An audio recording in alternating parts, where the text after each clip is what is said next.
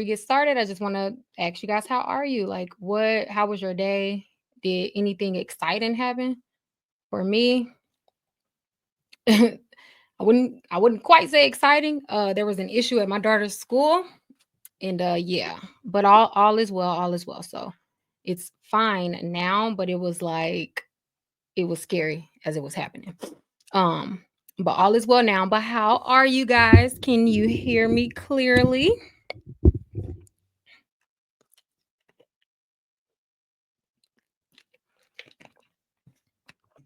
Hi.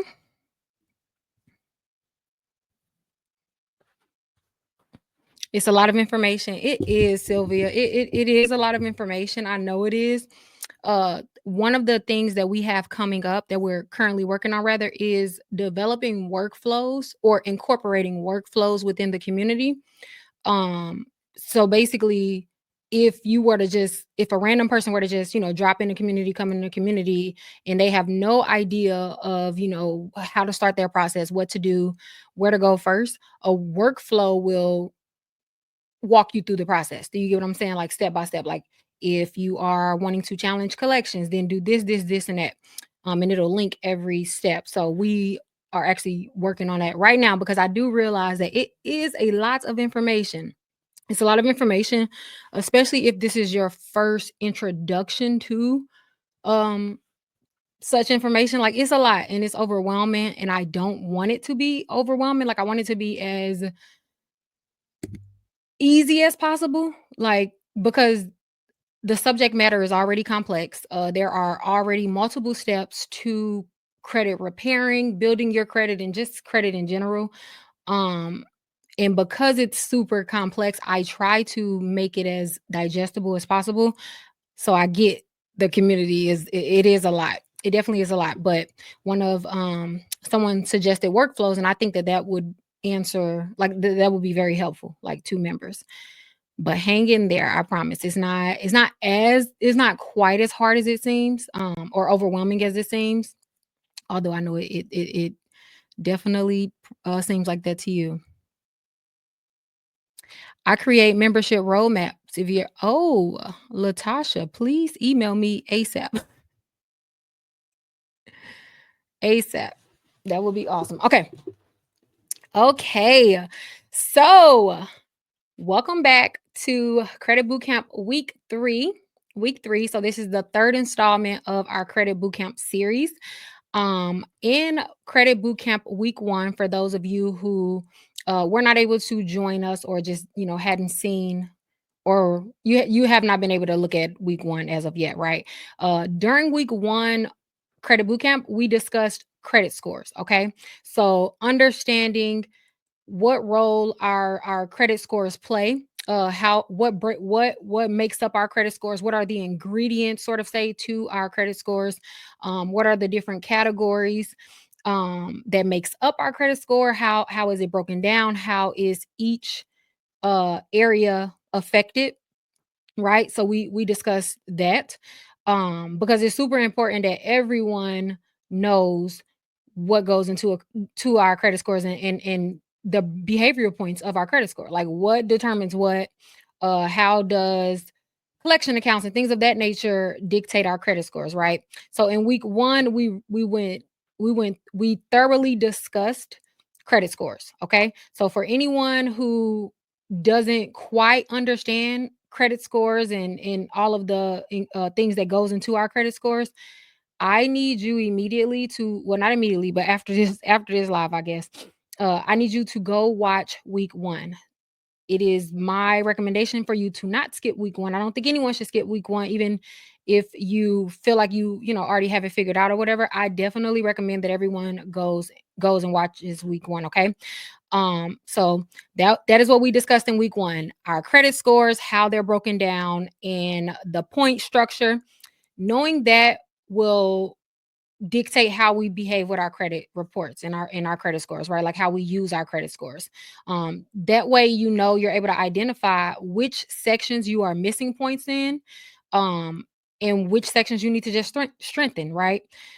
So that was week 1. And then week 2 of Credit Bootcamp, we just credit reports. Okay. So we discussed our credit reports, but like we had a heavy focus on personal information. And with personal information, well, number one, we discussed heavily like how our credit reports are structured, how they're broken down, what are the different components to our credit score, right? And as you can see on the screen, this is the sections on every credit report.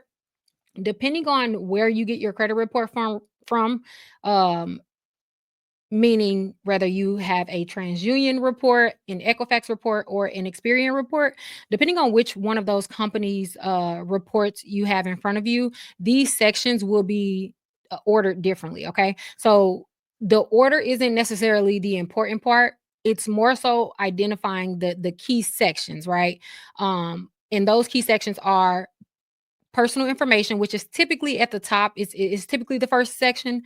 That'll be your identifiers. So your name, your addresses, your date of birth, your social security number, your current and previous addresses, and your current and previous employers, any co-applicants that you have, if you are on like someone else's account, like as an authorized user, it'll have it usually will have their name and even sometimes their address on your credit report within your personal information section. Okay.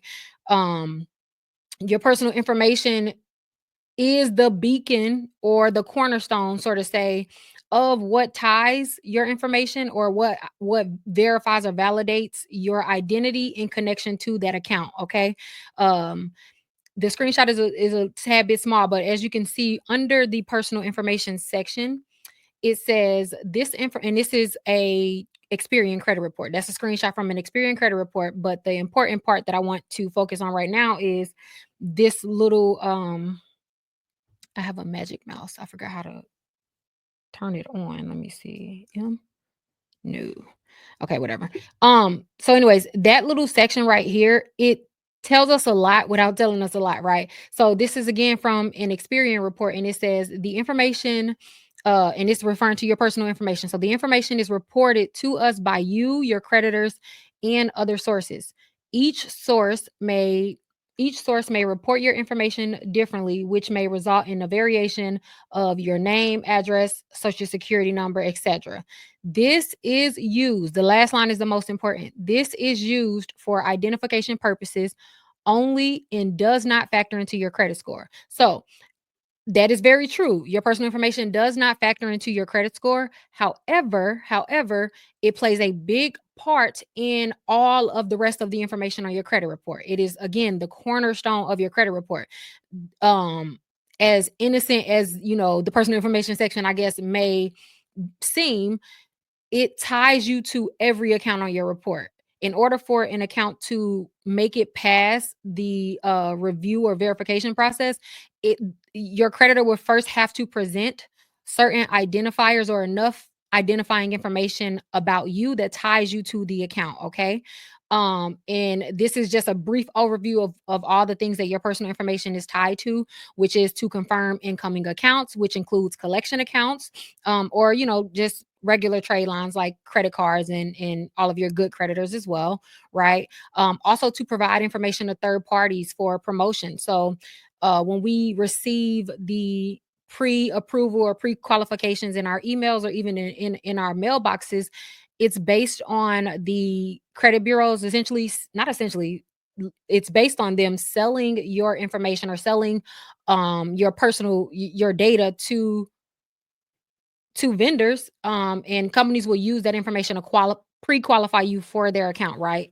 They don't get access to your full credit report, but they do get access to a portion of your report, right? And it's just to determine like if you would likely qualify for their card. So it doesn't necessarily even mean a hard approval, but a pre-approval, right? And that's based on um a portion of your credit report, right?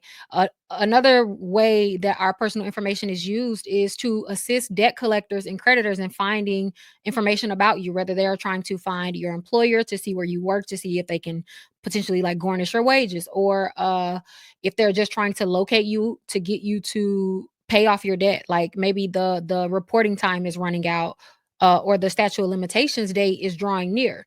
there typically is an increase in a creditor's or collection agency's effort to contact you, right? They're trying to either restart the statute of limitations clock, or they're just trying to get you to hurry up and make a payment, right, before they lose their reporting rights.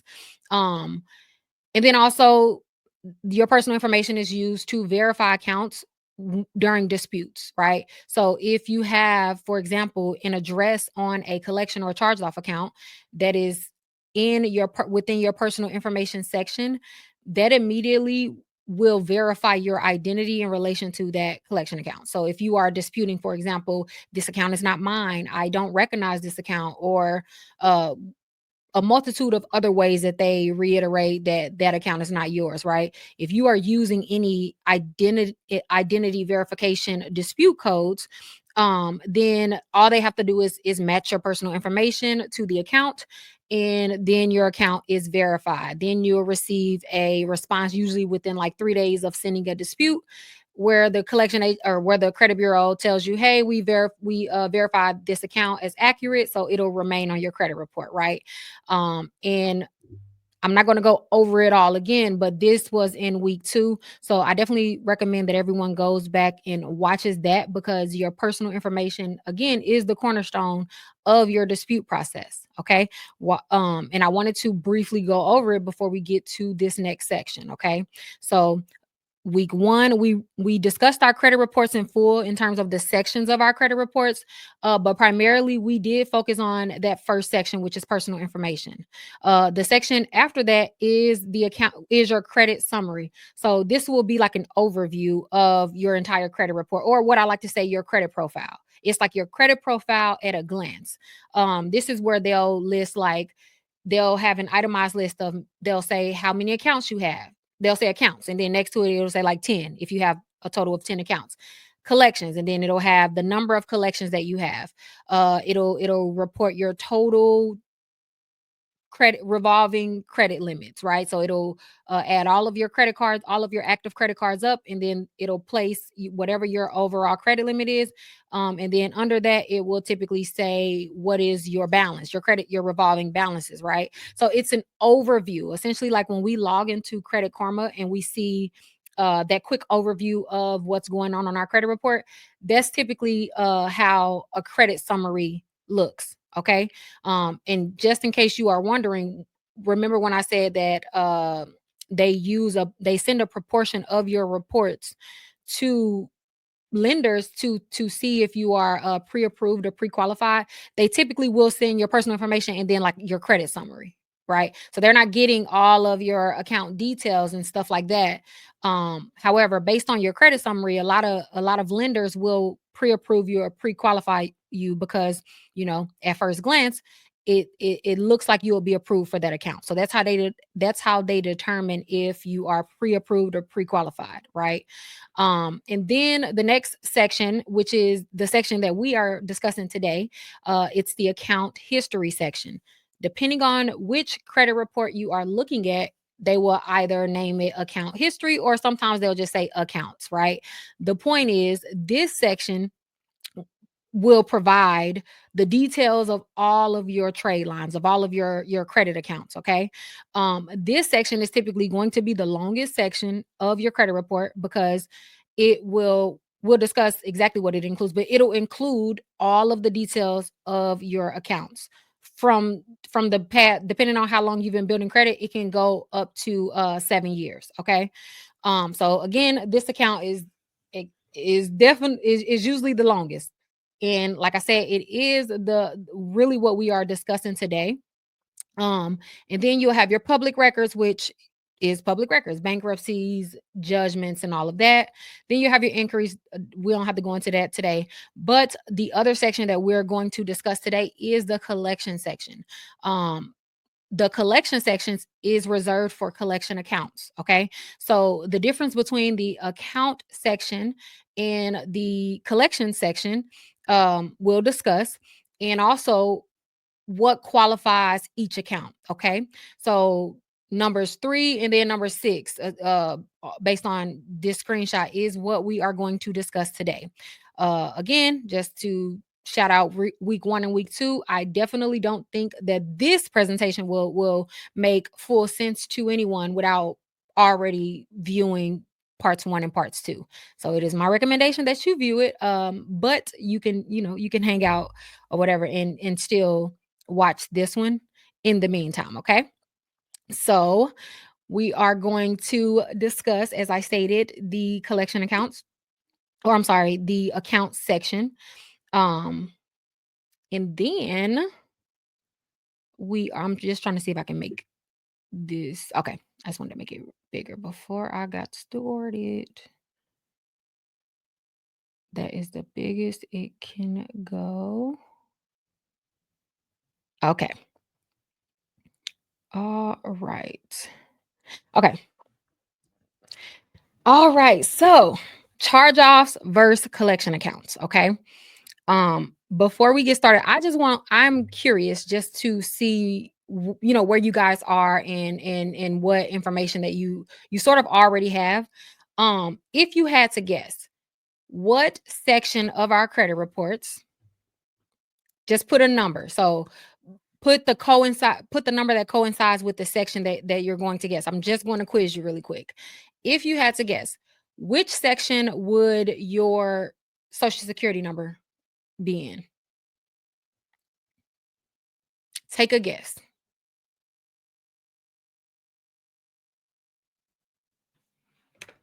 and put the coincide. Okay, one. Okay, correct. Okay, okay. So, which section would a a loan, an installment account that is now closed? Which section would that be in? So, it's an installment account, aka a loan, but you paid off your car, so the account is closed now. Which section do you think that account belongs to? I see some twos, I see some threes. Twos, threes. I think for the most part, I'm getting, it looks like 3 is winning. 3, which is the account's history. Okay. So the answer is 3. Right. So if the account isn't is the account is an installment, however, it is now closed because you've finished off the loan, right? That account will go into your account's history section. That is true. Okay. So what about a repossession? What section do you guys believe that a repossession would belongs to?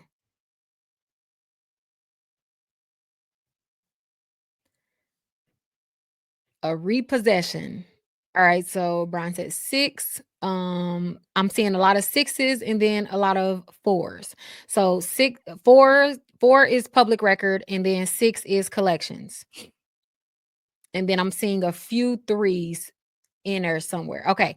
So okay, that's some good guess. I can actually see why you guys would think it's 6 because 6 is collections. Okay, so a repossession would go belongs in the accounts history section, because a repossession before it was repossessed, the native account was an installment, right? It was an auto loan, which is an installment, right? And I'm going to use that term a lot. Native account. Native account just means it just means the original status of the account. Like whenever that account was first introduced to your credit report, what was the native status? So again, that's going to be a term that I likely will say a lot. So just to provide a definition to that. Okay. So yes, a repossession belongs to account history. Okay. One last poll. What section do you guys believe the rep- a repossession, or no, not a repossession. What section do you believe that a credit card that was has been charged off and sent to collections? What section do you think that belongs to? Again, it the native account status was a credit card. However, the account has since been charged off and sold to a collection agency. What section do you believe that account belongs to? That's a trick question, I feel like. Okay, I'm getting threes, which is the account history. Kiambra says 333. She is confident in that. She stood on that. 33333. Okay. I am seeing a lot of threes.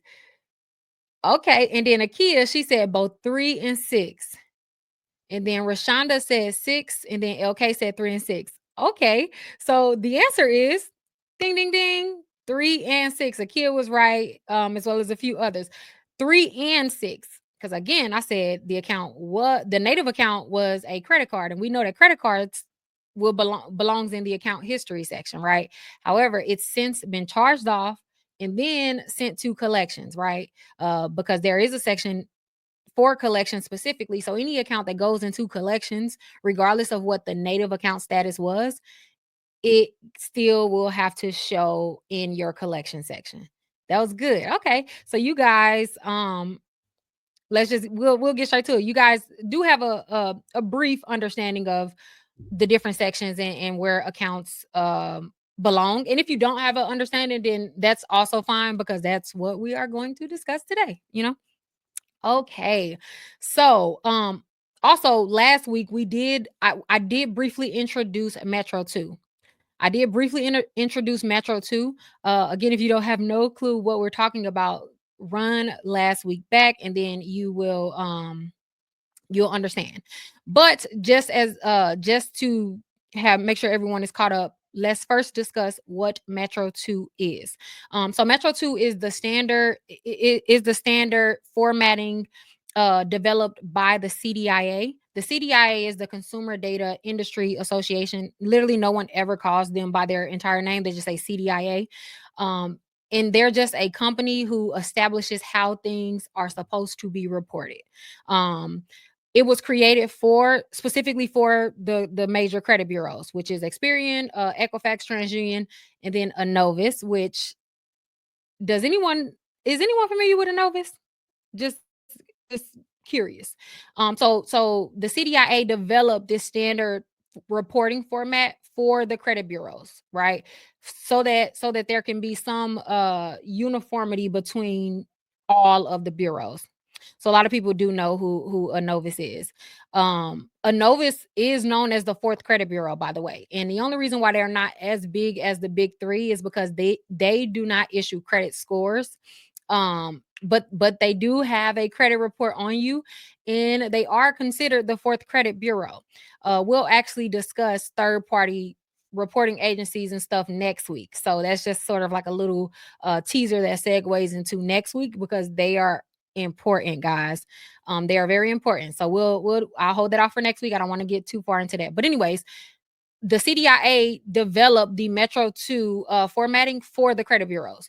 Um, just to ensure that there is consistency, accuracy, and uniformity across the three credit bureaus, to make sure that every bureau or each bureau that is reporting the same account has all of the same account information. um and nobody is reporting misinformation or inaccurate information, right? There is a standard, right, for how our credit reports are supposed to look. If an account decide if a creditor decides to report an account to all three credit bureaus, it is by law, required for the account to be reporting consistently. Okay.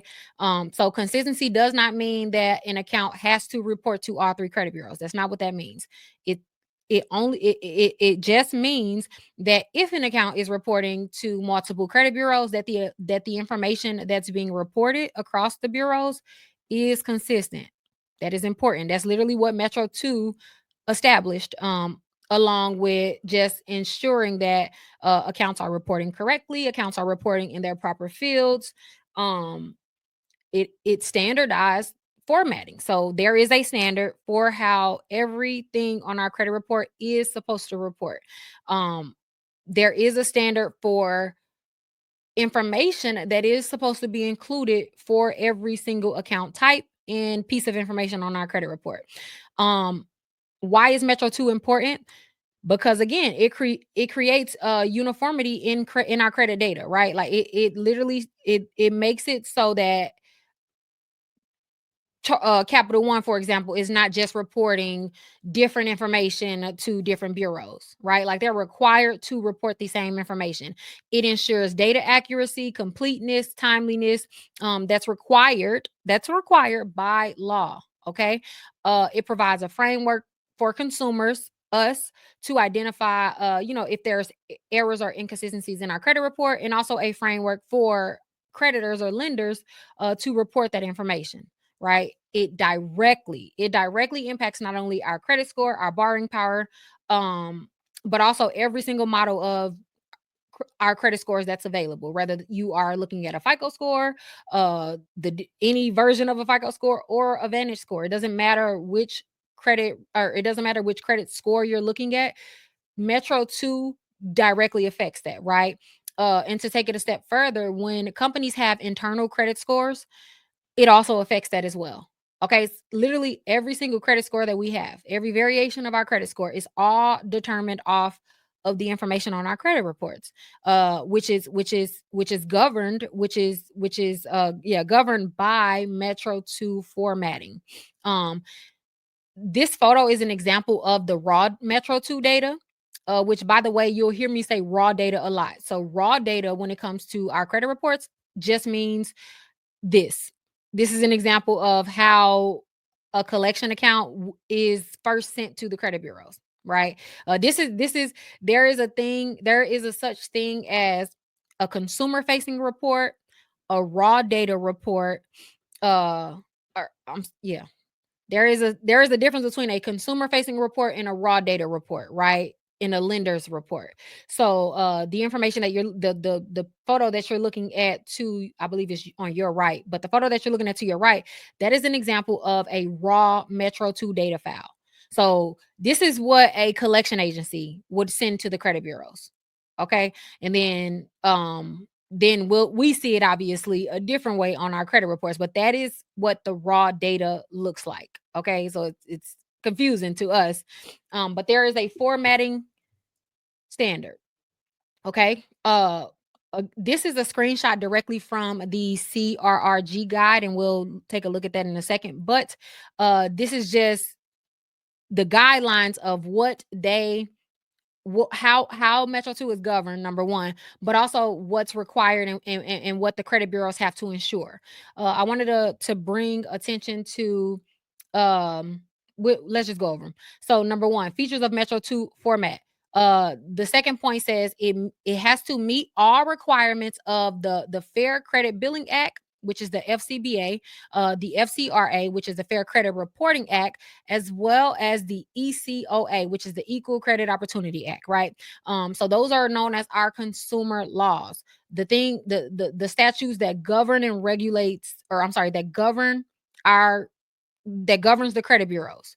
The credit bureaus, the creditors, the collection agencies, it governs all of them to ensure that we as consumers are not being taken advantage of, and all of that. Like, they are who we report things to if the credit bureaus are not falling in line, right? Like, I usually refer to them as like the principles. The guidelines that a principal would then enforce. So those are the laws. Those are our consumer laws, our rights as it pertains to our credit report. Okay. Um, it allows for credit information to be added and mapped to the consumer files with greater consistency. Metro 2 allows for complete identification. That one's funny. Metro 2 allows for complete, that word is important, complete identification information to be reported for each consumer, including a cosigner, a co-debtor, each month, which improves the ability of the consumer reporting systems to match the correct consumer. Complete identification information. Yeah. Also, Metro 2 accommodates cycle reporting. That's not important, but Metro 2 also, the payment history profile, it has to include up to 24 months of payment history, which makes it possible for the grantor to supply automated updates and etc. By the way, I should have mentioned this. This screenshot is directly from the reporting guidelines from the CRRG reporting guide, that's sent to lenders, by the way. So this is not consumer facing. It's not supposed to be consumer facing. Well, it's not. It wasn't made for consumers. It was made for the company, the companies, the businesses, the lenders. It was made to teach them how to report. Okay, that's important to note, because we'll reference this quite often today. So it is literally their education, their guidelines to how to properly report an account to the credit bureaus. Okay. Um, yeah. So that is what they promise. Why is this gray? Why did my right? Can y'all see that? Oh, I hate when I save something, a presentation to a PDF. I don't know why I changed it. That was supposed to be black, but I am praying that you guys can read that. Oop, I'm praying that you guys can read that. Um,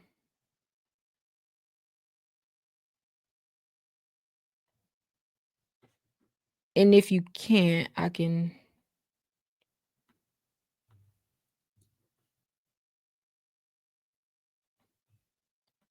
Yeah, I know what I can do. It is all good.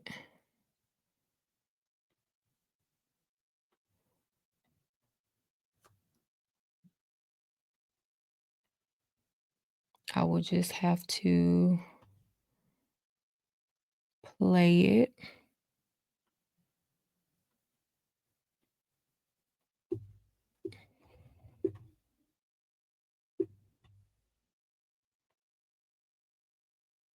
I'll just play it directly from Canva so that you guys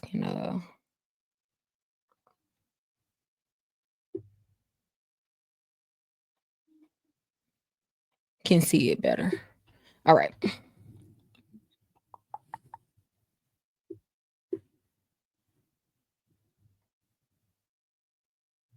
And let me know. I just hate how skinny it makes it.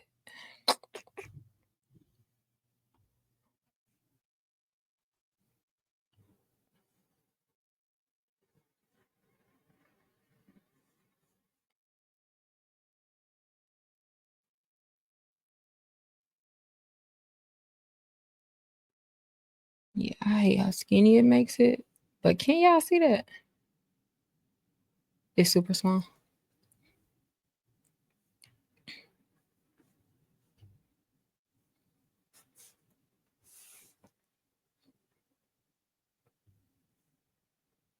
Super small. Uh, I can actually just play it on my main screen. That's why it was so tiny. Present. I just have to do it in presentation mode, which is cool.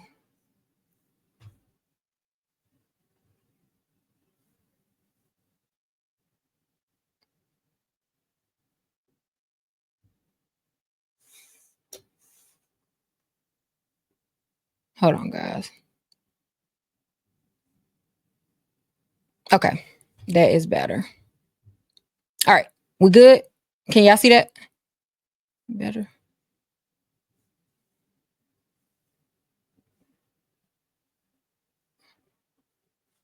We good? Click the square at the bottom of the presentation to make it bigger.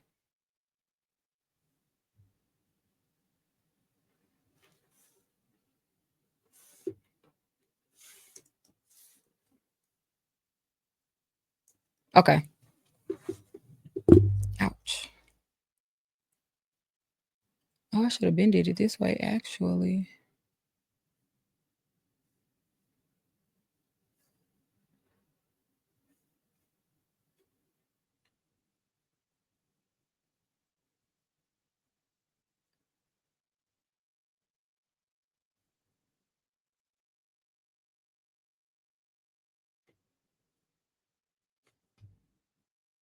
Okay. Okay. I don't see no yet. I just want to make sure we're good before I start yapping.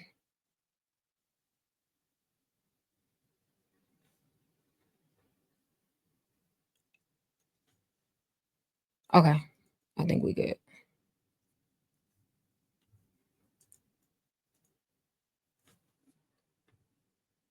Yeah, y'all can see that. Okay. Okay.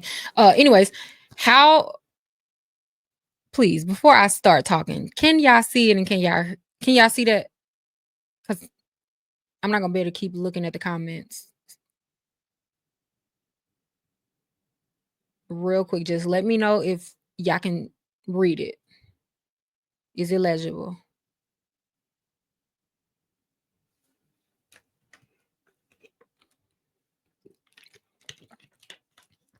Okay. Yes.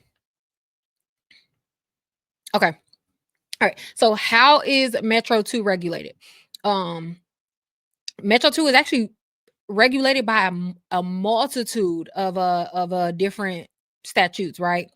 Number one being the FCRA.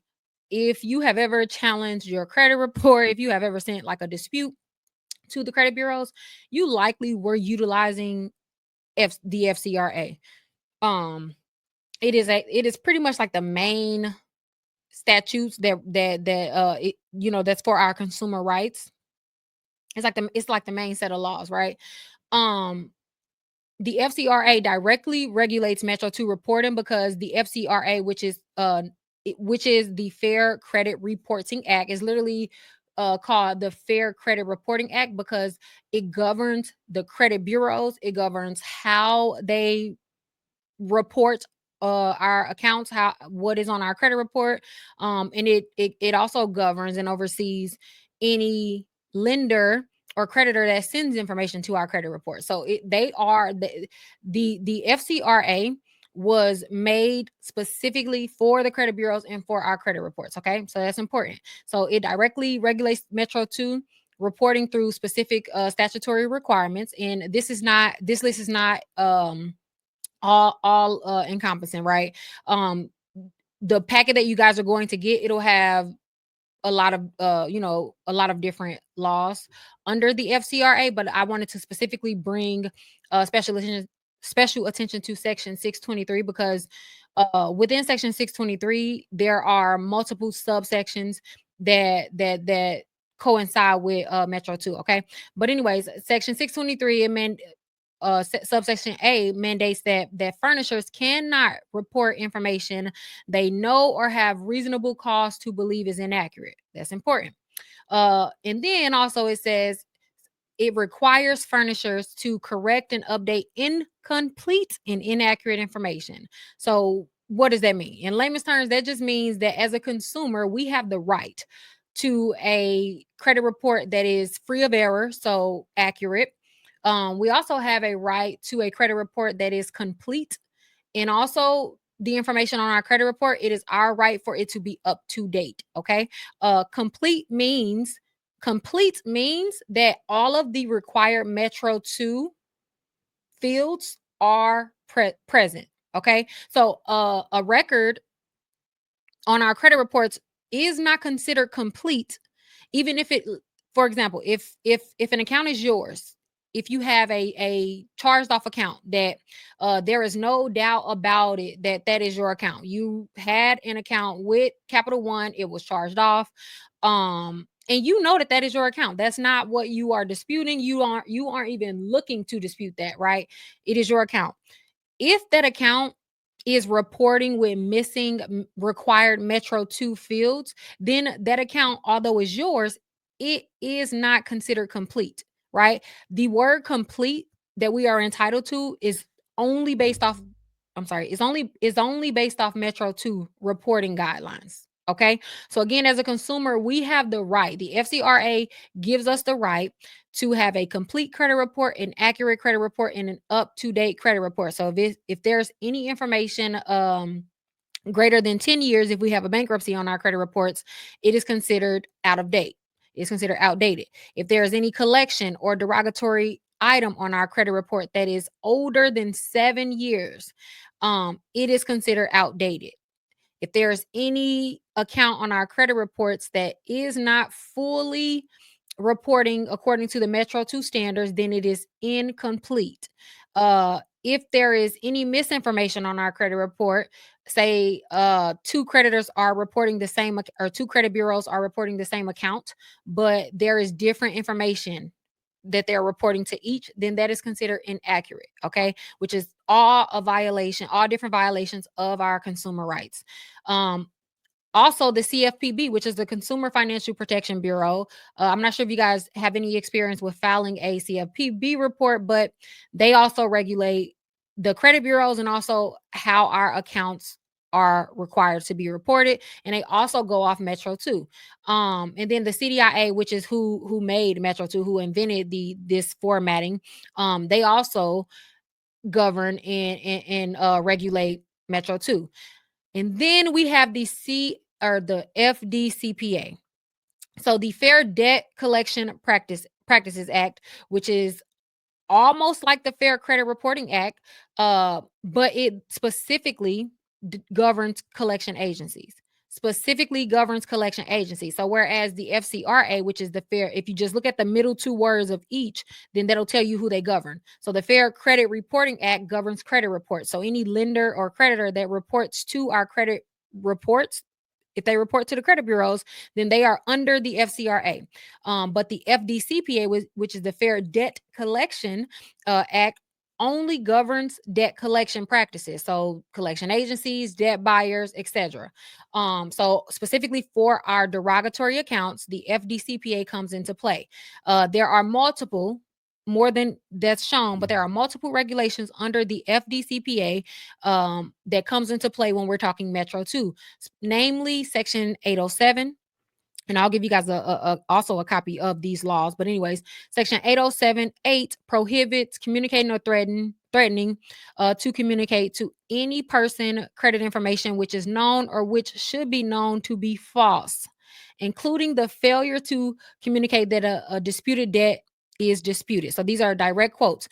So what that means is if if a collection agency or a debt buyer is alerted that something that they are reporting on our credit reports is false, is misinformation, is inaccurate, and they either refuse to correct it. Sorry, they either refuse to correct it or do nothing about it, then they are in direct violation of our consumer rights. Okay. Section 8081 prohibits the collection of any amount, including interest, fees, charges, or expenses, principal or rather, unless such amount is expressly authorized by the agreement created by the debt or permitted by law.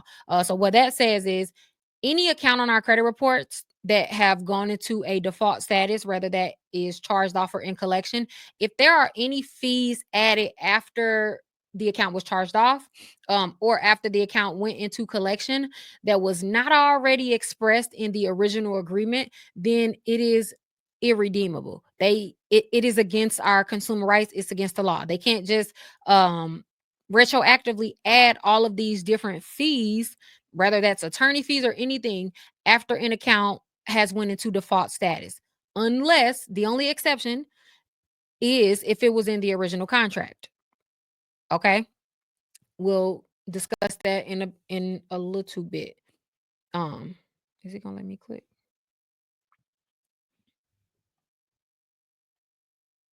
Okay, whatever.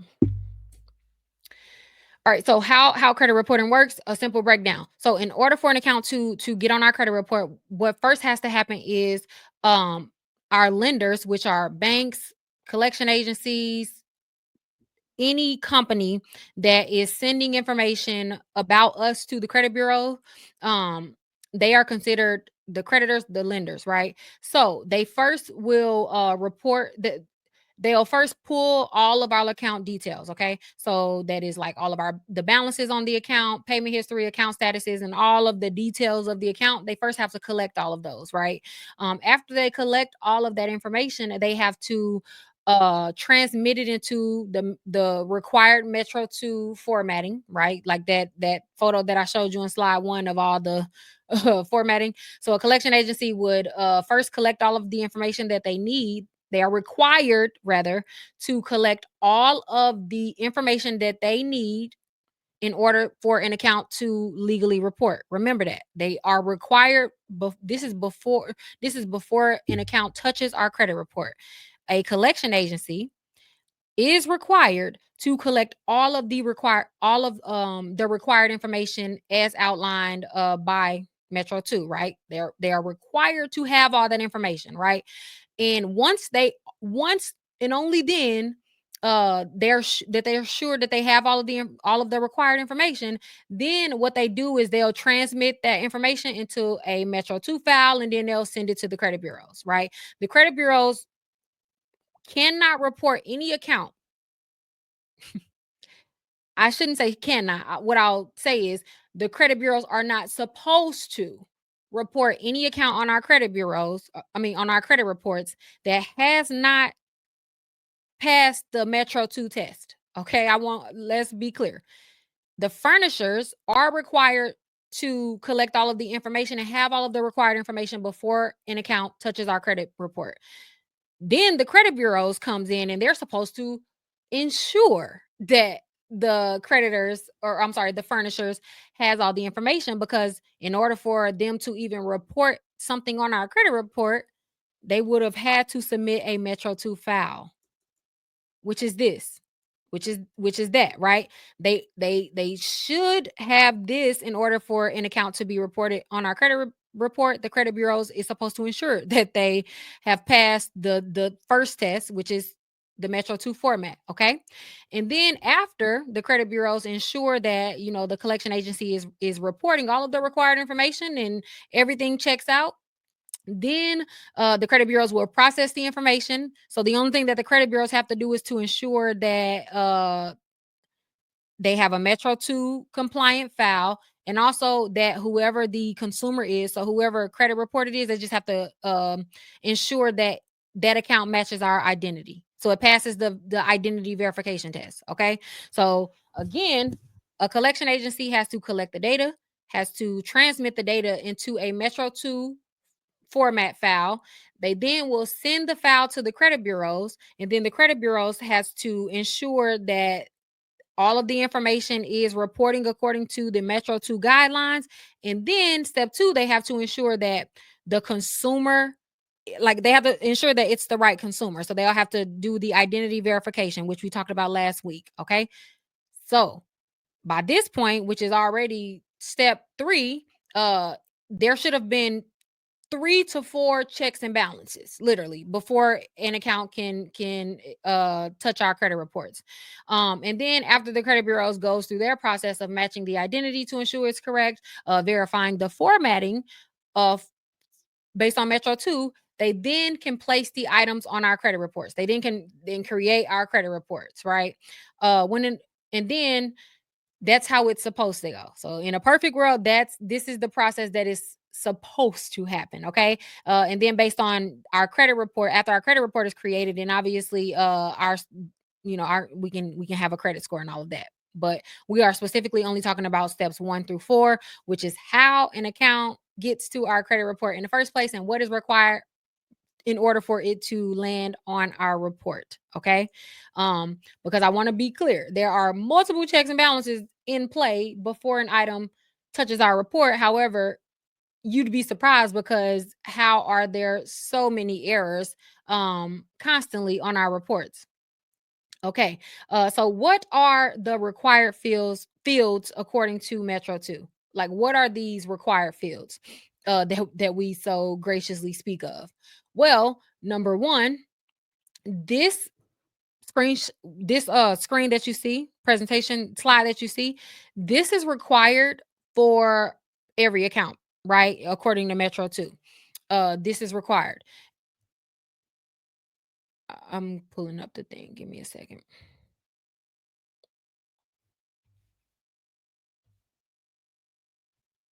Okay. So this is required for each account, which is number one, they have to identify the account type. So is it a mortgage? Is it a credit card? Is it an installment? Is it a collection? Right.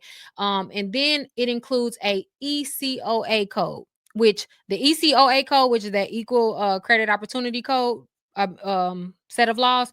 The only reason why that's important is because it just specifies the ownership. So if you are piggybacking off someone else's credit card and you are an authorized user, it has to say authorized user. Like, it has to show, an account will have to show your relation to that account. Are you the is it an individual account? Is it a co-owned account? Is it a joint account? Did somebody co-sign for you? Right? Like, they have to show your relation to the account. Okay. And also the date opened. So whenever the account was originally established, the date open should be present. Also, the date open shouldn't change because obviously it only goes off when it was established. So you can't you can't establish an account, one account four different times. Like that's not how it's not how it works. What day did the account open? Okay.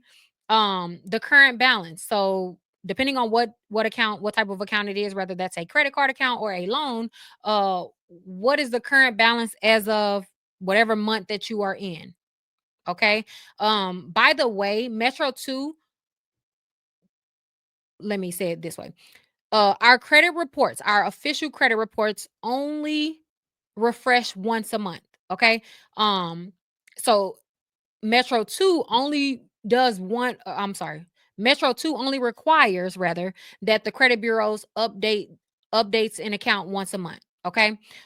Therefore our credit reports are only generated once a month. So the current balance will go off whatever the most recent reported balance was. Typically that goes off our statement closing date. So if it's a credit card, whatever the balance was on our statement closing date is the balance that belongs to the current balance.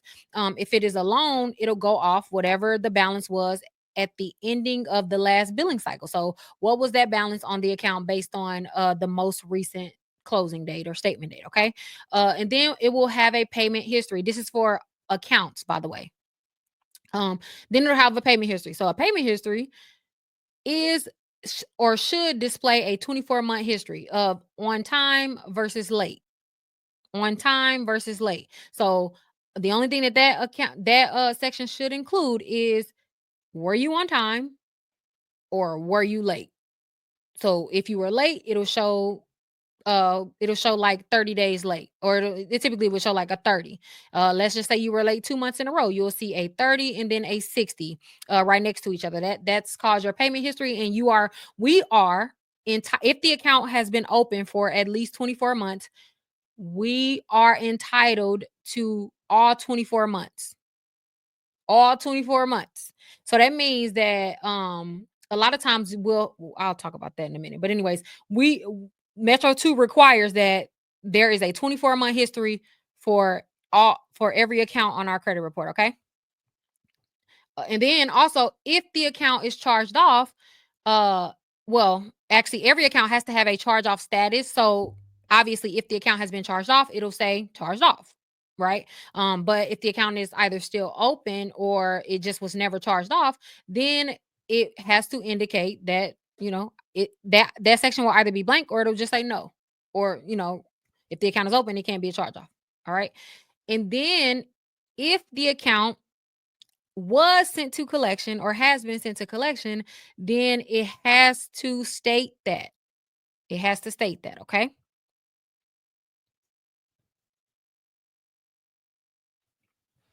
Okay. So, I showed you what all of every account has to include, whether that is a credit card, a loan, whether the account is open, closed. It doesn't matter the account status. Each account, according to Metro 2, why does she keep each account, according to Metro 2, has to include all of these line items, right? At the very least, every account should have all of these. Um, but I wanted to specifically today focus on charge offs and then collections. Okay. So, understanding charge offs. The native, first, let me start and say that in order for an account to have been charged off, it has to have at one point been a native account. That just means that at one point it should have just been reporting within your account section um normally as with any other account. So before an account can ever reach charged off status, it would have already had to be on your credit report when it was in a positive status. Okay. Um because in order for an account to be charged off, it has to include history prior to the account being charged off. That's important because now I'm starting to see this more than I used to, but there will be an account that was never on your credit report and then suddenly it pops up as a charge off. That is illegal. That is illegal. That cannot happen. In order for an account to be reporting as a charged off account on our credit reports, it has to include history prior to the account being charged off. So that creditor would have already had to been reporting that, but prior to it being charged off. Now let's just say it's an account that wasn't natively on your report.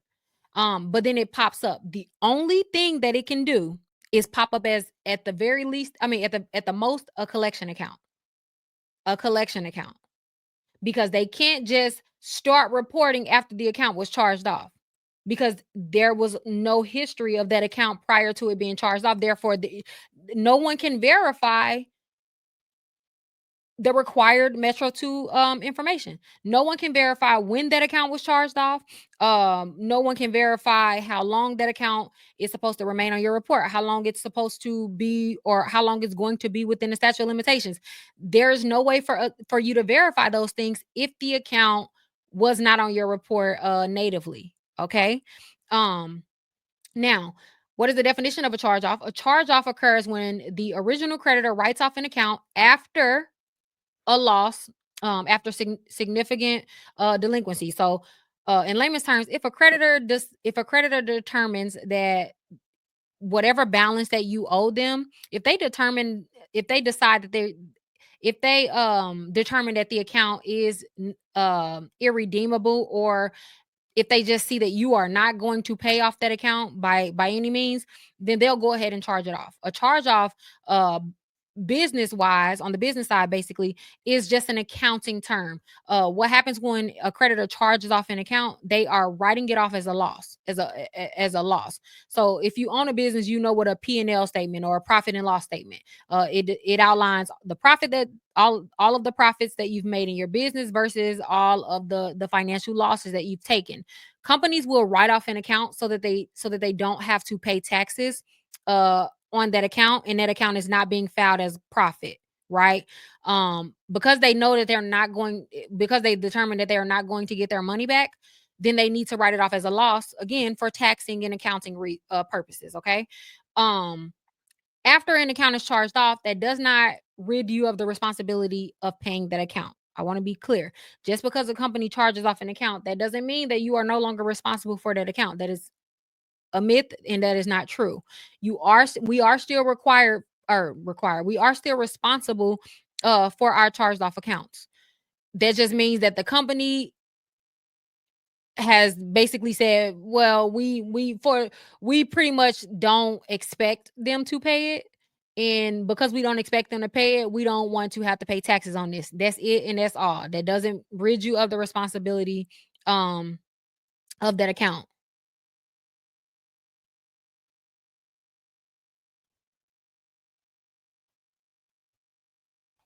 Okay, hold on. Okay.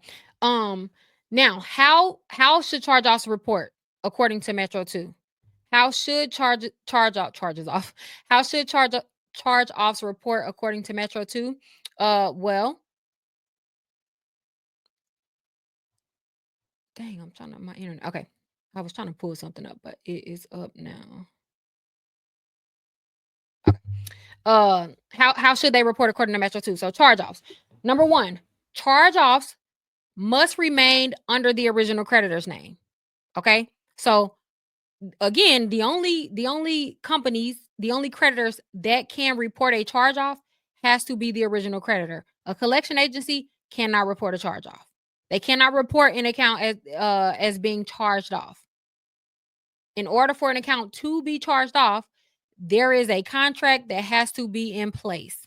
Meaning that if you don't have a direct contract signed and sealed to a creditor, then they cannot report a charged off account. The only person or the only entity that can report a charged off account is your creditor. They would have had to lend you money directly. They would have had to lend you. They literally had to be your lender in order for them to charge off an account. Because again, charge off is an accounting term. So a company can't write something off as a loss if they didn't lose the money, right? Do you understand what I'm saying? Like they have to have they would have had to have lended you some money in order for them to have written off the account, or it is tax evasion, literally, right? So again, that's important to remember. The only entity that can report a charge off is the original creditor. The original creditor has to have a contract in place, has to have a contract of lending, of whatever the lending agreement was between you and that company. Okay. The account status should show either as a code 9, which unless you have your raw Metro 2 data report, then you won't see code 9, but you will see a CO. That's how it typically reports on our report, as a consumer. It'll either say charged off, or it'll say CO, depending on which credit report you're looking at. The payment rating should reflect the appropriate delinquency level at the time of charge off. And I'll show you what that looks like shortly. And then a charge off, this is important. A charge off should be reporting as closed. If you have a charge off on your credit report and that account is reporting as open, that account is not accurate. By definition, in order for a creditor to have in order for a creditor to have charged off an account, they would have first had to close the account. A charge off means that that account is closed for future transactions. The only thing that should change a charge off balance is if you start to make payments back to the creditor to pay off your debt. That's it. The account has been closed for further activity. So in order for a company to have charged off account, the account can't be open. The account can't be open. There, so that's already a falsehood. If you have any charge offs on your credit report and they still have a open status, then they are not reporting accurately. Um, and by the way, I don't know if I said this, so I'll just say it really quick. The only way to determine if your credit report is reporting accurately and complete according to Metro 2, you have to have your consumer raw data report. Meaning you cannot see all of this information looking at a credit monitoring site. Even if it's Smart Credit, Credit Karma, um Identity IQ, none of the credit monitoring sites will report all of the required fields for Metro 2, because a credit monitoring site are only for us consumers. Like they're only there to pretty much show us the general overview of what's going on in our credit report and what's going on currently. Our raw data credit report, which is only available at annualcreditreport.com, that has to be that has to coincide and has to be aligned with the Metro 2 formatting requirements. Okay. So make sure you get your official credit reports, because that's literally the only way that you are going to be able to challenge something based on Metro 2. Because when we get into the challenges and disputing it, you have to include like a screenshot or a photo, okay, from an official credit report. Again, it can't be from any third party site. It has to come straight from the horse's mouth, which is from annualcreditreport.com. Okay. Um, where was I at? All right. So again, a charge off should be closed. Now, if a creditor has charged off the account, but then sold it to a collection agency, and so it shows up now as a charge off and a collection on your credit report. If a creditor sells their charge off account, then they have to report a $0 balance. If they sold it to a collection agency, then they no longer have ownership of the debt, meaning you no longer owe them. There cannot be two companies claiming that you owe them for the same account on your credit report. That is called double jeopardy. So if Capital One charged off your account and then they sold it to Midland Funding, then Capital One has to report a $0 balance. They have to report a $0 balance because you no longer owe them. They sold the account, they sold their rights to the account, and they are no longer considered the owner of the account. They are still the original creditor, but they are not the current owner of the account. If you wanted to pay them and settle with them or whatever, they couldn't even accept the money at that point after they've sold the account, because they have sold all of the rights to the account. Therefore, they need to be reporting a $0 balance. It can still say charged off, but it has to be zero. Um, if your creditor has not sold the account, so if the charge off still has a balance on your credit report, um then the balance should reflect the charge off amount without additional fees, right? Without additional fees or interest or whatever, however they want to add, to what you owe. It has to include, or it has to report whatever the balance was at the time of the charge off status. If you look at this picture, this screenshot right here where it says executor finance, if you look where it says, where my look, okay, if you look right here where it says balance, this means that this is the current balance on the account, which is 23,316. But if you go down where it says original balance, you'll notice that that balance was 22,399, which is about, give or take, $1,000 difference.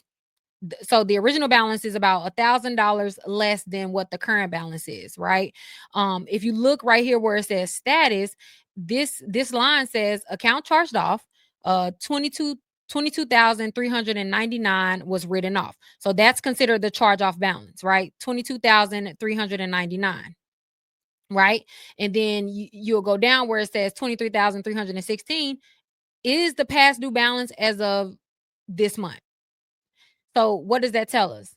That tells us that if the original balance, which is the charge off balance, that tells us that they've added about $1,000 in fees or interest or whatever the case since the account has been charged off, right?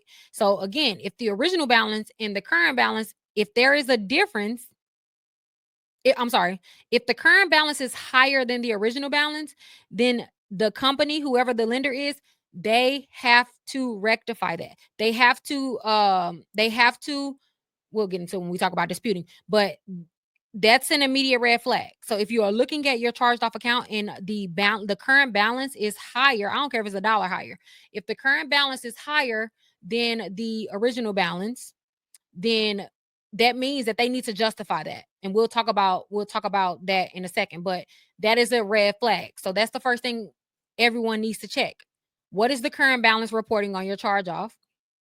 And then what was the original balance?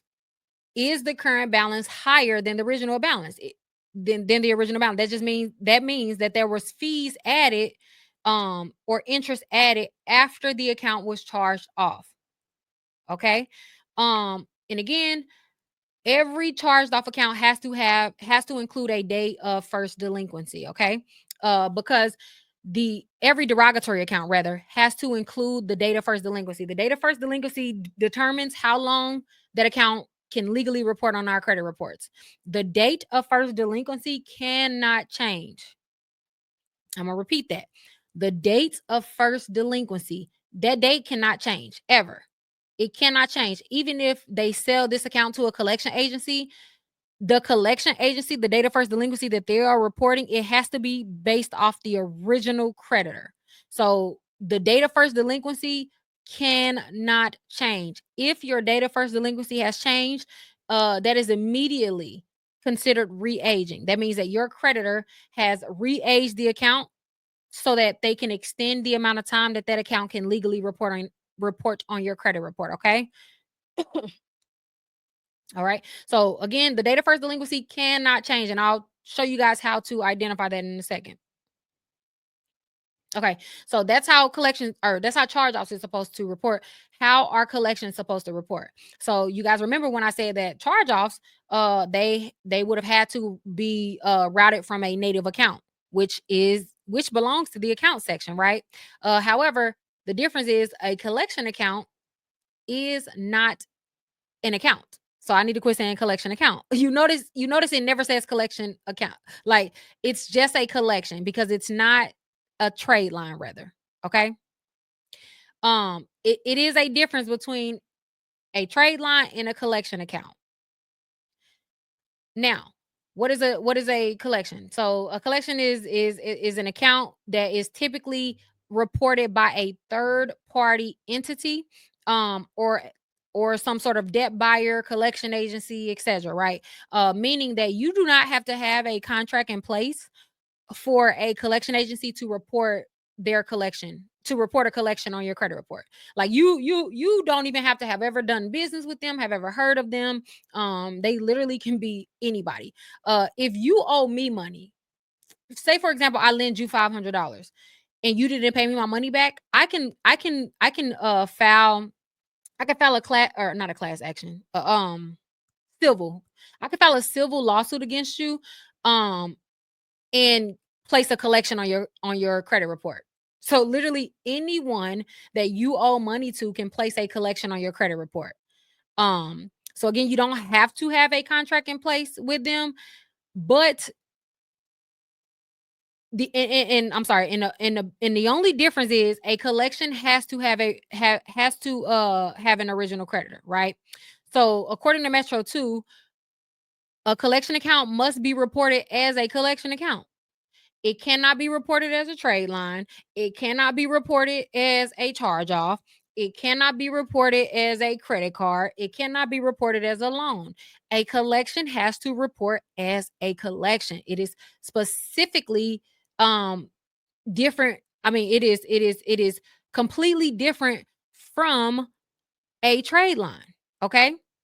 Because the second that a collection hits your credit report, that account is considered derogatory. It's considered a negative account. There is no history required on a collection account prior to an account becoming delinquent, right? Like I said, for a charge off, that has to include positive information at some point prior to the account being charged off. There has to be history of that account. For a collection, it does not have to. So by default, on impact, a collection is going to negatively impact your credit report. The second that a collection touches your credit report, all of the damage that that account can do to your credit report has been done, right? A collection can't get worse. It literally cannot get worse. The second that it hits our report, however many points that it takes from our credit score, that's the worst that that account will ever be for the life of that account, right? Um, a collection account can never be reported as positive, nor, like I said, it can never be reported as an account. It also cannot be reported as the original trade line.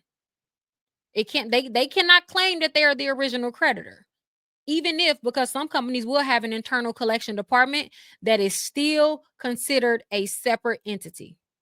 So it doesn't matter because they'll try to use that language, but that does not matter. Okay. Um, it's still a separate entity. So again, a collection can be the original creditor.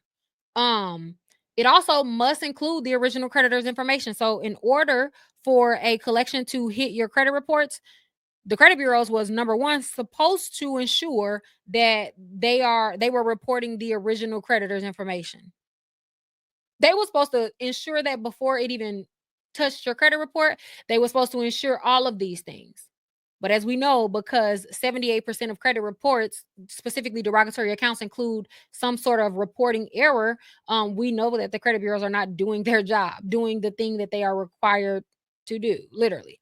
And again, a collection account has to include the date of first delinquency, and it has to be based on the original account. That's important because a lot of these collection agencies will try to change the date of first delinquency. They'll try to basically make it seem like the date of first delinquency that they're reporting is when they receive the account. Absolutely not. Absolutely not. A collection agency, they will try it. I'm telling you. They'll literally say that the date of first delinquency is whenever they receive the account.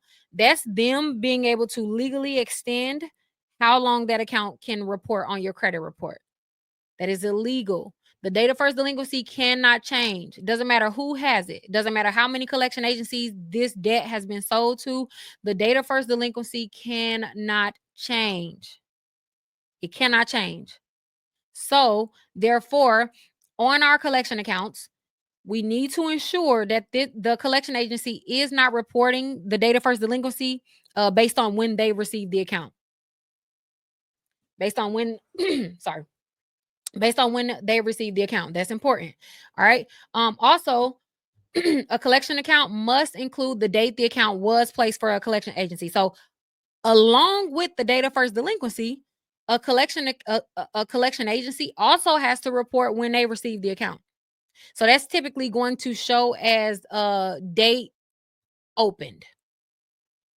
date opened or date assigned, depending on which credit bureau, which credit report you're looking at. It'll either say date opened or date assigned. Okay, so that date like that date can change because a collection agency can sell that collection account to 20 different collection agencies if they want to, right? They can close the account and then reopen it based on if it's still, within the legal reporting time, right? So whatever they want to do with that, that's fine. However, that date has to be included and it always should be different from the date of first delinquency. Hold on, my mouth getting dry. Okay? So that is a red flag. If you are looking at a collection account and the date opened is the same as the date of first delinquency, immediately no. Immediately a red flag. Immediately you know that they are lying. The reason why both dates are required is because both dates are required to be different. There's no way that a collection account or collection agency received the account the same day it went derogatory. In order for the account to have went derogatory, it would have had to be reported. I mean, it would have had to be with the original creditor. So that's important. Make sure that the date of first, like if you're looking at the screenshot that's on the screen, right here it shows the date of first delinquency for this collection account was November 2nd of 2026. So that means that in November of 2026 is when this Capital One. So November of 2006 is when Capital One first deemed this account delinquent. Okay, in November of 2006. But if you look over here where it says status date, I'm sorry, date assigned right here. It says it was assigned in June of 2017. So we can surmise from this information that in November of 2016, Capital One charged off the account. Okay. And then in June of 2017, Capital One sold the account to whatever collection agency this is. Right. Those two dates are not the same because they should not be the same. Right. Um, so that they have to include both dates. Now, let me pull up this link because I actually wanted to show you guys before.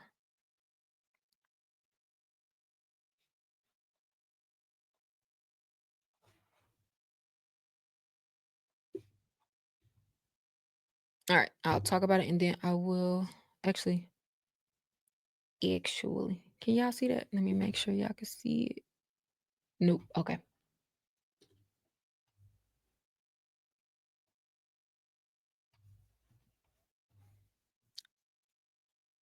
You're right.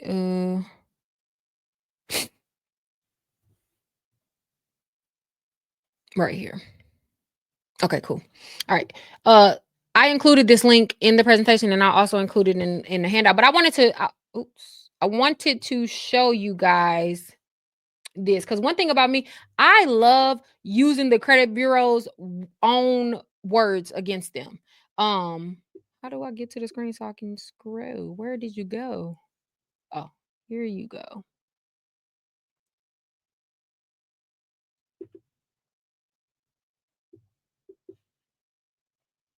All right. So the presentation just had a screenshot of what I'm about to show you. So as you can see, this is transunion.com. Specifically, this is an article called How to Read Your Credit Report. So again, as I stated, I love to use their words against them. In this, what I'm about to show you is so simple, but I'll just say this. This, what I'm about to show you, is the reason why I've gotten multiple deletions, and I'm going to show you how simple and ridiculous the credit bureaus are. But I wanted to include the direct link and not just a screenshot, so you guys can go to it and either screenshot it yourself or whatever the case may be. I screenshot it in case they changed it. I've been thinking that they were going to change this for the last months because I've gotten multiple deletions by this, and I just don't understand why they don't just update their website. But neither here nor there. Okay. So, anyways, this is directly on transunion.com, right? And so this says, this is literally just a regular article about how to read your credit report. Why is this important? And how did I use it? Okay. So as we explore, yeah, y'all can see it. So as we explore this article, you'll see that it basically just goes through, how, oh, I can make it bigger. Yay. So this article just goes through it's TransUnion just explaining to us as a consumer how to read their credit reports, right? Simple, innocent. Okay, cool. So as you can see, they go through the personal information. They tell you, they tell you at right here. It says this section shows personal identifying information that we have on file. It includes, it will include your social security number, your name, your address, your phone numbers, employment data. Information may be added or updated based on the information that you provide lenders when applying for credit, as well as the details that you provide TransUnion what to look for, right? Like so they go you can go through this on your own time, but they go through step by step on what is included in our personal information. Got it, right? So I'm scrolling down. Then I see public records. Okay, learn more about this. Okay, so on your TransUnion report, this section will include bankruptcies. Okay, sounds pretty fair. Knowing the type of bankruptcy is important, so they do a mini lesson about that section. That's not important for today, so we're going to go past it. But you know what is important? The account information. So the account information tab.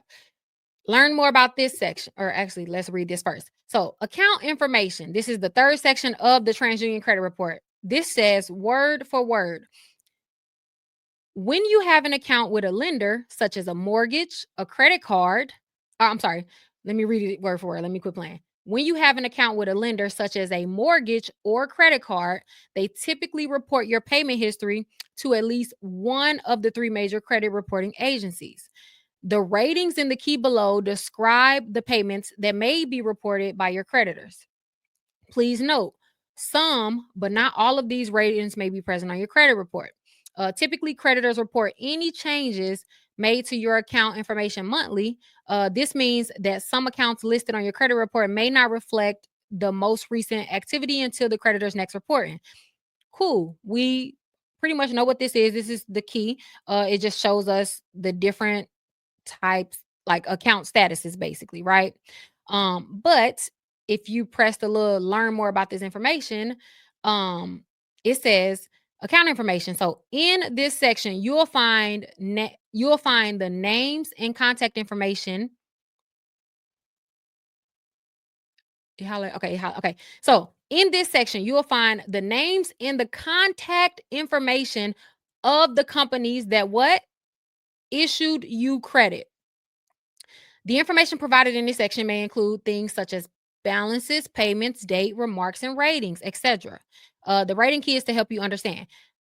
The most important three words in this entire section, and literally the three words that has gotten me multiple deletions on derogatory accounts, is literally this. So it says in this section you will find the names and contact information of the companies that what issued you credit. That is so important. So important. Literally, I will screenshot this. Well, I have screenshot this and I have that highlighted, or I've actually highlighted it in real life. But the point is that this is directly from the TransUnion website. They are literally saying that in the account section, it is only reserved for companies or creditors that has lent you credit. I just have a quick question. Has a collection agency ever issued any of you guys credit? Because maybe I live in a freaking bubble. But I never took a loan out from a collection agency.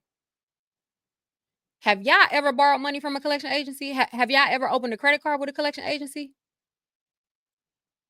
Or a debt buyer? Has Midland ever loaned you something? Had they approved you an auto loan on your behalf?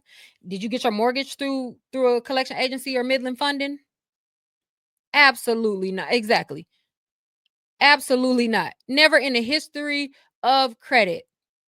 Never in the history of credit has a collection agency or a debt buyer lent a consumer credit ever. It can't happen, right? And one more question. If a company lends you credit, whether that is by way of opening a credit card or opening any loan, what has to happen prior to that account opening? You have to do what? Well, two things. You have to either apply, but the important thing is there has to be what in place. A what in place, I'm sorry. What has to be in place in order for a company to extend you credit, there has to be a contract or an agreement. So if a company is lending me money, lending me credit, extending me credit in any form or fashion, there has to be a contract in place, right? Meaning, hey, I'm a loan you $20,000 for this car. You are agreeing that you are going to pay $150 a month for the next 48 months, uh, and then the balance is satisfied. So again, I'm gonna read it again just to make sure ain't none of us tripping.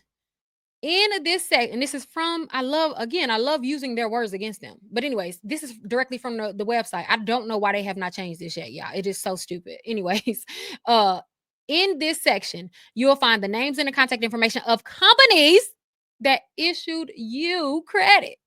Okay, cool. So TransUnion say that in the accounts section, it's only reserved for lenders. For lenders. Cool. Okay. And then there is a separate section for, so this is the account section. Mind you, we are going through the sections of a credit report. They started with personal information, public records, account information, and then under that, you will see something called accounts with adverse information. Lord, if I can read adverse information. Okay. What is this section? So this section says that if you fail to make timely payments or an account, okay, if you fail to make timely payments or an account falls into collection, it will show up in this section. What to look for, look at the names of the account, whatever. The important thing is if you fail to make timely payments or an account falls into collections, that wording is important. An account falls into collection. So in order for an account to be in this section, the accounts with adverse information section, according to TransUnion, it would have first had to have been an account that fell into collection. That's important because you notice that it doesn't say if you fail to make timely payments or if the account if it is a collection account, it will show up in this section. No, it says an account falls into collection. So that means that account would have had to had exist prior to the account being a collection. Okay, cool. That's not the important part, right? But they show, an example. Let me make it a little small. Okay. They show an example of, by the way, so accounts with adverse information is usually like charged off accounts that were either accounts that includes like late payments. So the account can still technically be open, but let's say you have a few late payments on that account. It'll go under this section. Or an account that fell into collection. So a company charges off an account and then they sell it to a collection agency, or a company closes an account. Maybe it didn't even reach charge off status, but the company decided to close the account, and you didn't make due on, you didn't satisfy the balance. Therefore, they sold it to a collection agency. The important part, the point is, accounts with adverse information has to have been native accounts that includes bad information. Okay, let's keep going. This the last section I'll address in here. Satisfactory accounts, we don't have to address that. That obviously is the accounts that you've never been late on, and it doesn't include any bad information. But if you keep scrolling, you'll notice uh another section that TransUnion says is on their credit report, and that section is titled dun-dun-dun, collections. That section is titled collection. Let's learn more about their collection section. Okay, so this says collections represent seriously past due accounts. The creditor could be trying to collect the past due balance amount themselves or may have sold it to a debt or collection agency. In the details of the account, hold on, I gotta highlight. I need some sound effects. I gotta highlight because this is how stupid these credit bureaus are. So, anyways, in the details of the account, the original creditor name may be provided along with the name of a third party collection agency. So, in the collection section on a TransUnion credit report, it has to be a seriously past due account, which is a derogatory account, and if it is in this section, it has to include the original creditor name as well as the collection agency name. Okay, that's important because again, you'll notice that the collection accounts should not be with the accounts section. That's so important. It shouldn't be with the account section. There is a difference between a collection account. Um, yeah, there is a difference between a regular account in a collection account. You'll see here, uh, XYZ collection agency. So they're the collection agency's name. But the original client or the original creditor, I don't know why I ain't showing my little cursor, but the original creditor was a cable company, right? And this is obviously a sample one. But the point is, you'll notice every field is filled out. Place for collection. The account is open because there is still a balance. The address, da da da da da da.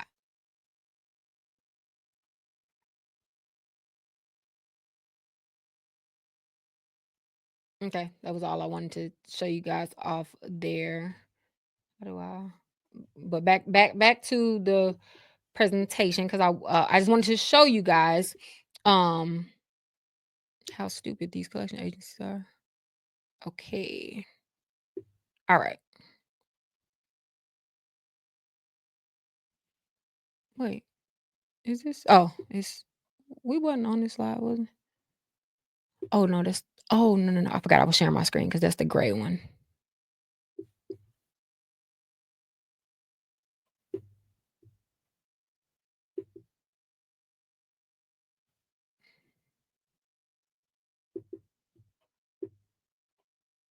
Okay. So back to what we were talking about. So those are just screenshots. Because again, as you can see, according to TransUnion's own word and also according to Metro 2, there is a difference between an account. I'm just gonna say trade line. So there is a difference between a trade line, which is a native account and requires a contract, and then there's a difference from collections. There is a difference according to them. Um, Next slide. Now, why I put this slide in? Okay.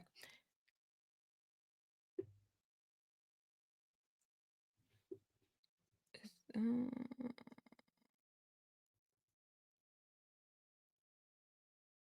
okay.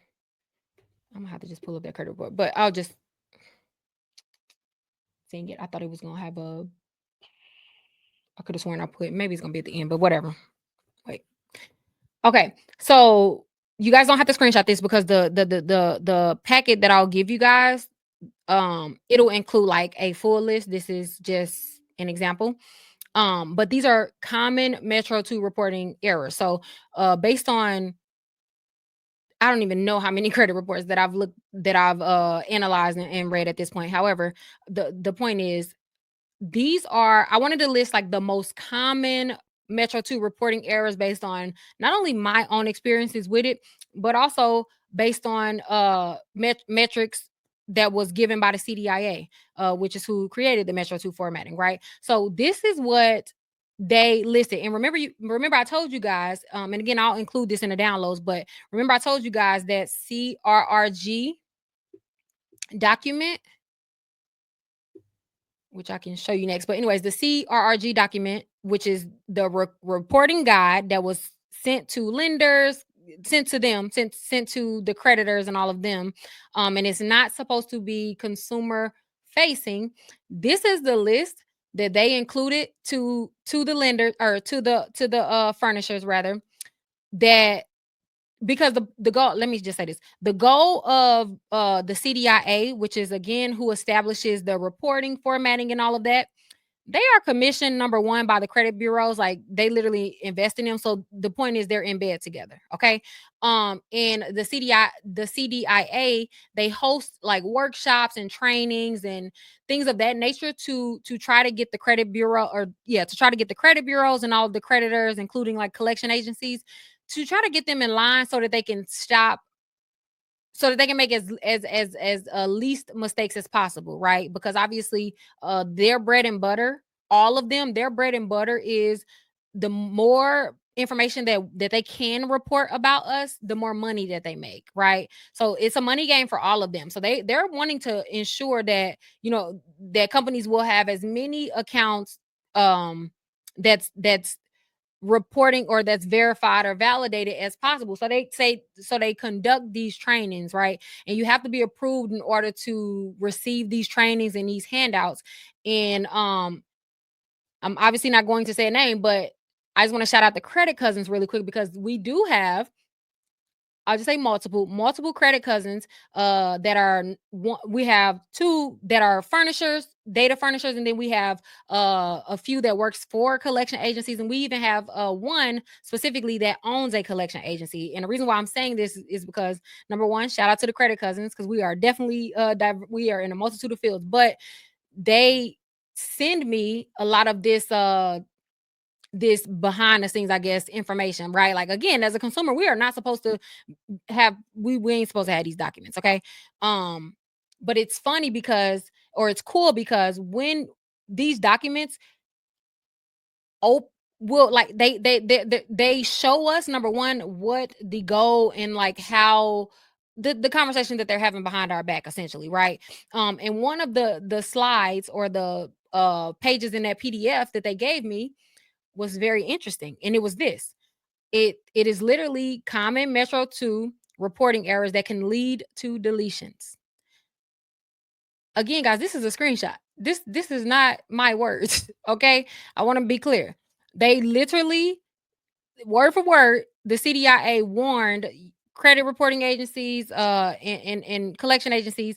This is the common mistakes that we are seeing that usually lends to deletions, or usually ends up in deletions. Not only am I going to tell you what is what the violation is, but they were so gracious enough to literally tell us why it matters and all of that. Okay. So, um, data first delinquency, which comes to no surprise to me. The data first delinquency being either missing or incorrect is the number one reason for deletions. That's the number one reason that charge off accounts or collection accounts are deleted. Like, if that field is missing, if the data first delinquency changes, if the collection agency is not reporting the right data first delinquency, then you absolutely need to challenge that yesterday, right? Because that's the number one thing that that's the number one entity or entry, according to Metro 2, that will usually lead to an account being deleted. I am not exaggerating when I say this, guys. I am exaggerating in the sense that I don't know the exact percentage, but I'm not exaggerating when I say that the amount of collection accounts specifically that are not reporting the right data first delinquency is astounding. If I had to guess, if I had to guess a percentage, guessing, I would say probably around like 60% of collections, and give or take. It's not an exact percentage, and there were no studies. But based on my personal experience, I usually will say, if I look at 10 credit reports today, at least 5 or 6 of them will include collections that has the wrong data first delinquency. It just, especially with Equifax. I don't know what the heck Equifax do. Like, I really don't understand Equifax. They are literally like the worst. But what I will say is TransUnion, of all the 3 credit bureaus, TransUnion is usually the most accurate. So when you are getting your credit reports, please make sure you get Equifax. Okay. Please make sure you get Equifax. Can you back over how you got there? So did you just say that? I don't know. Anyways, TransUnion is usually the most accurate. TransUnion, of all the 3 credit bureaus, they're usually the ones that actually do their job for the most part. Obviously, they still can include mistakes and does include mistakes sometimes, but based on the other credit bureaus, namely Equifax, they are very sloppy. Equifax is so sloppy that most of the deletions usually come because Equifax messes it up for everybody, but I love it. I love it. I love Equifax because I don't know what be going on behind the scenes. I don't know, but they are usually very sloppy with their records. So if you have a charge off, I pray it's on Equifax. I pray that they are not just reporting to TransUnion and Experian. I pray that they are reporting to Equifax, because Equifax is always the one that's gonna mess up. They're gonna mess up some way, some form or fashion. How do we know the exact first date of delinquency? I'll show you in just a second. First, number one, they have to say it, but I'll show you. And then the next thing that usually gets the next thing that usually amounts to a deletion is the date open. Either it is conflicting with like your records. So for example, if ABC collection agency is saying, or I'm sorry, yeah, ABC collection agency is saying that you established this account in 2016, but you know, and you have proof that you established it in 2018. Then obviously, there's a conflict. But another reason or another way that the date open field is typically wrong, from my experience, is when a collection agency is reporting, like, if the date of first delinquency and the date open is matching as I showed you guys, then that's automatically wrong. You don't even have to know which one is right and which one is wrong. They're wrong because those two dates cannot be the same. Those two dates can't be the same. Um, the last activity date, so updated after charge off.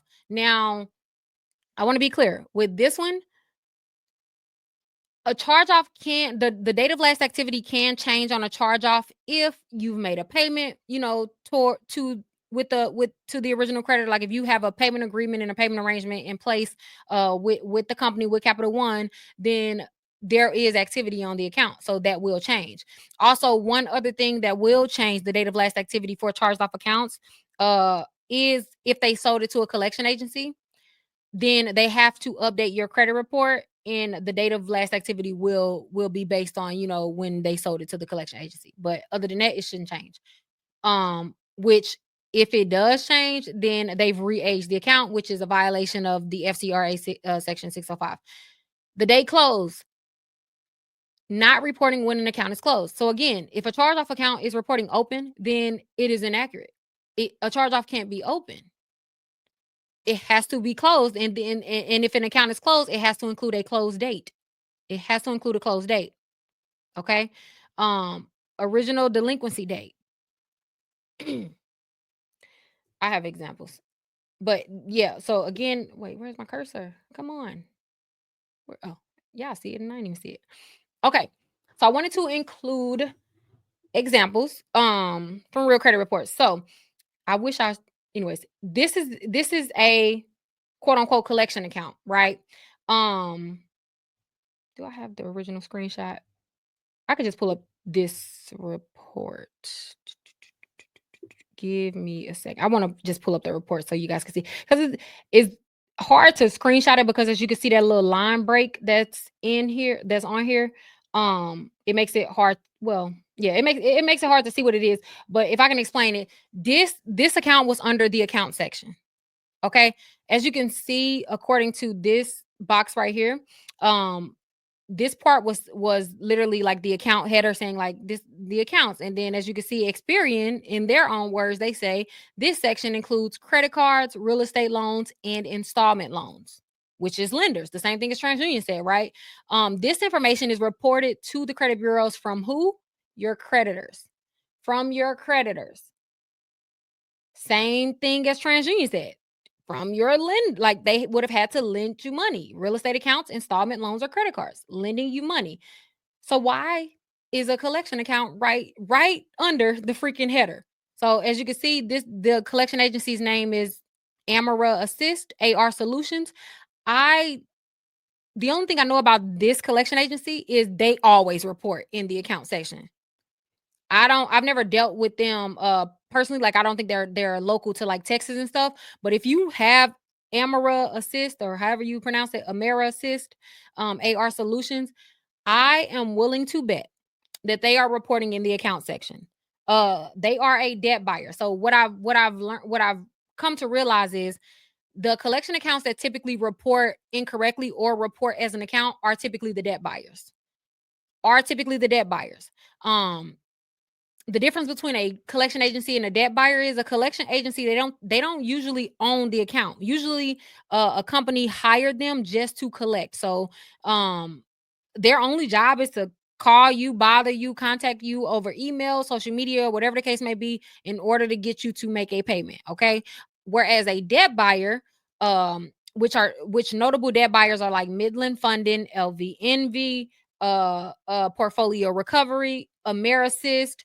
These are considered debt buyers, which are still third party agencies. However, they own they purchase the account from the original creditor. And when a debt buyer purchases an account from the original creditor, they have to turn over all their records.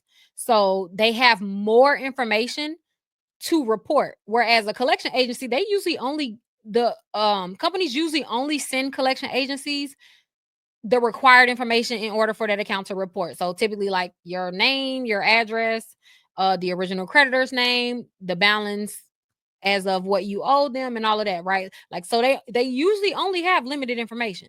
Whereas a debt buyer, they usually rather will have a ton of information on the account, almost as much as the original creditor. Therefore, they use that because they have the information. They use it to plug in the fields, the Metro 2 fields that are required for accounts because they have the information, and they illegally report as a they illegally report as an account, which is illegal. The credit bureaus are supposed to make sure that this does not happen, but again, they're all in bed, so I don't trust them as far as I can throw them.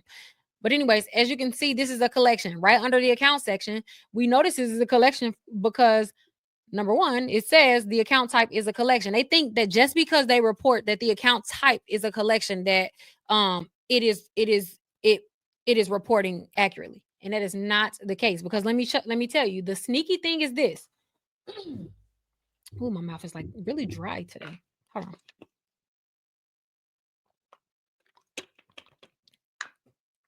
Yeah, LV, Envy, Midland, them in portfolio. I'm telling you, if you have them on your report, I bet you they're reporting in the accounts. They do it so often, it is stupid. But anyways, um, so again, there are multiple things. I want to point out so many things, but anyways, there are multiple reasons why this collection account is reporting as an account. But namely, um, as you can see right here, where it says recent payment 0, monthly payment 0.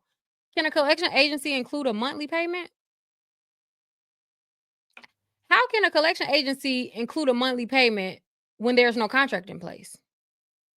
I'm confused. How can a collection agency include a term? This is really the kicker on this example. This is the collection account. There is a term length being reported. Yeah, they only put 1 month.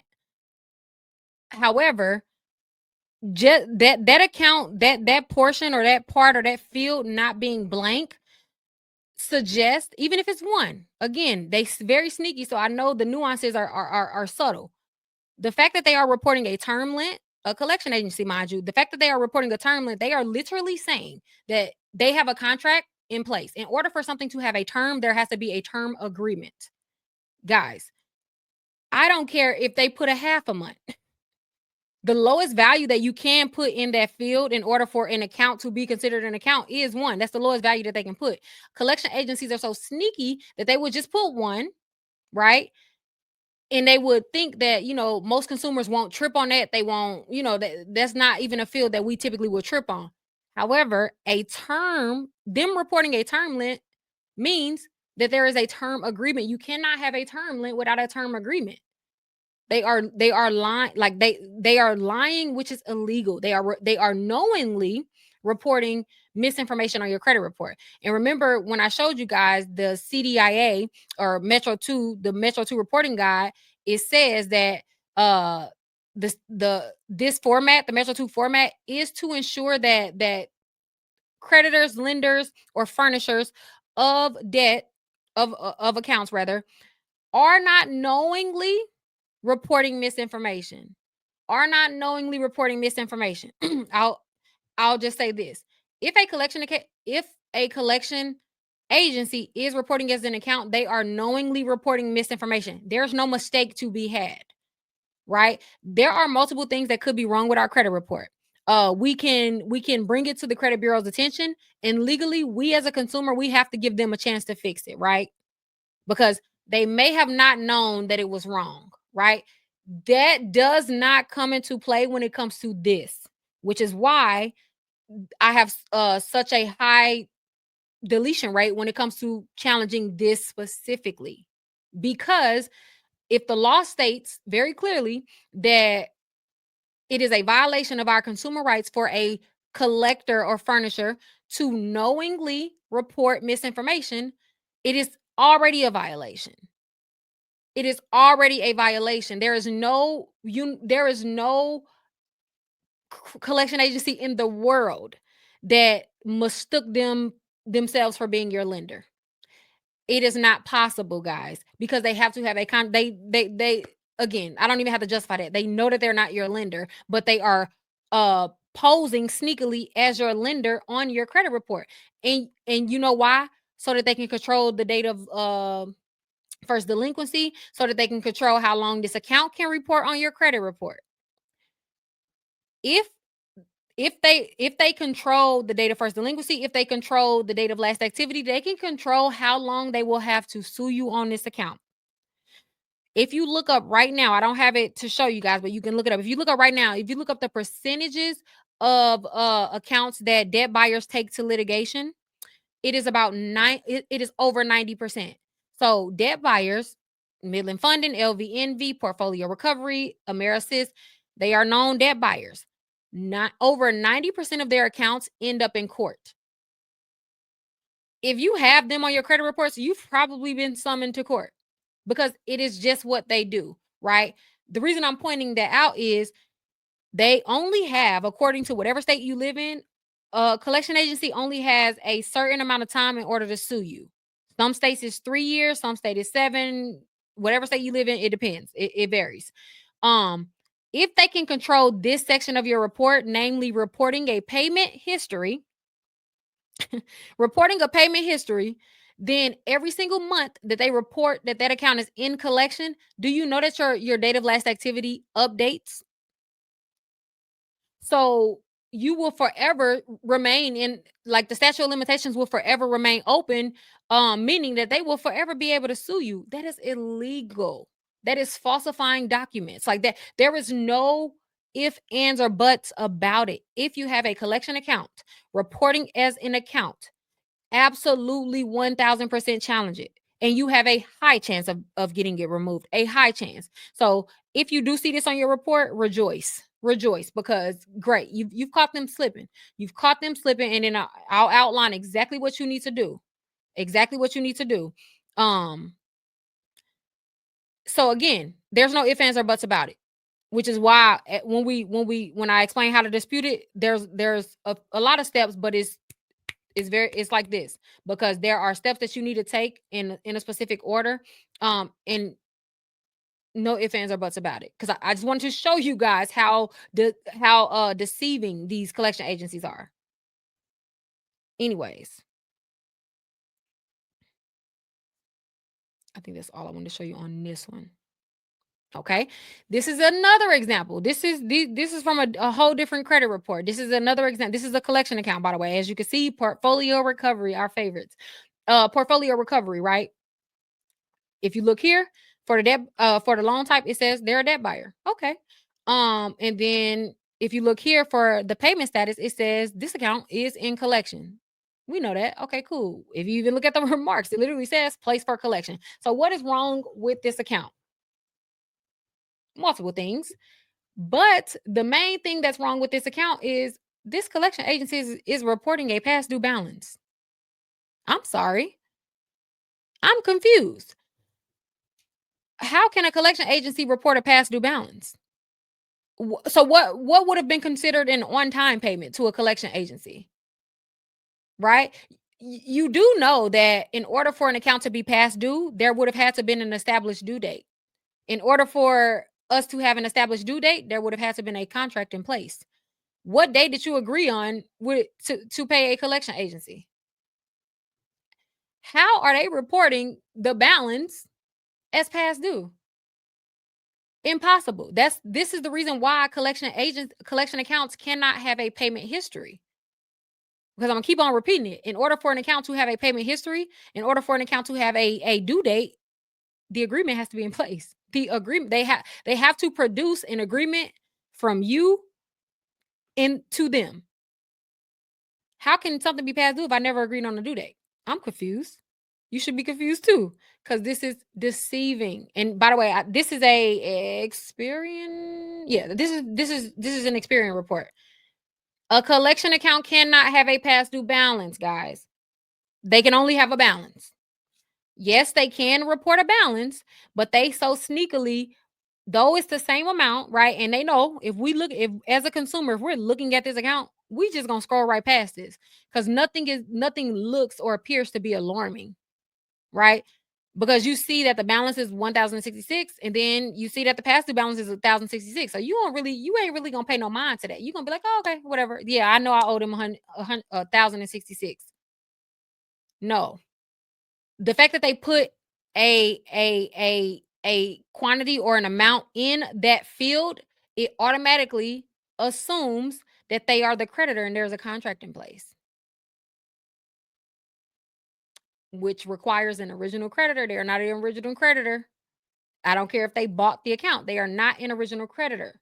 Th- They can't assume the agreement that you had in place with the original creditor. That's not how debt collection works. That is so important. And then look, last payment made. I'm sorry. What you mean last payment made? Even if let's say you do pay a collection agency off, they don't report the payment as the same as a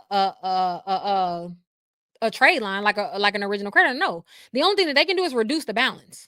They are not supposed to report it as a last payment made as though you are making regular payments with them. There's an agreement in place. You have a contract. Like, no, that's not how it goes. The only thing that they're able to do is reduce the balance. Yes, the payment that you made, they take it away from your balance. That's the only thing that they are supposed to do.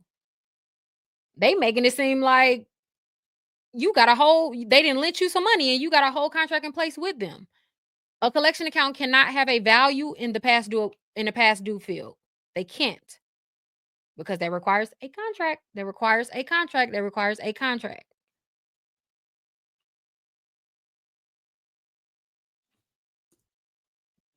And this is, by the way, the bottom of this account. I should have just put them on the same screen, but this is the same account. Um, as you can see, what is this? This is a payment history.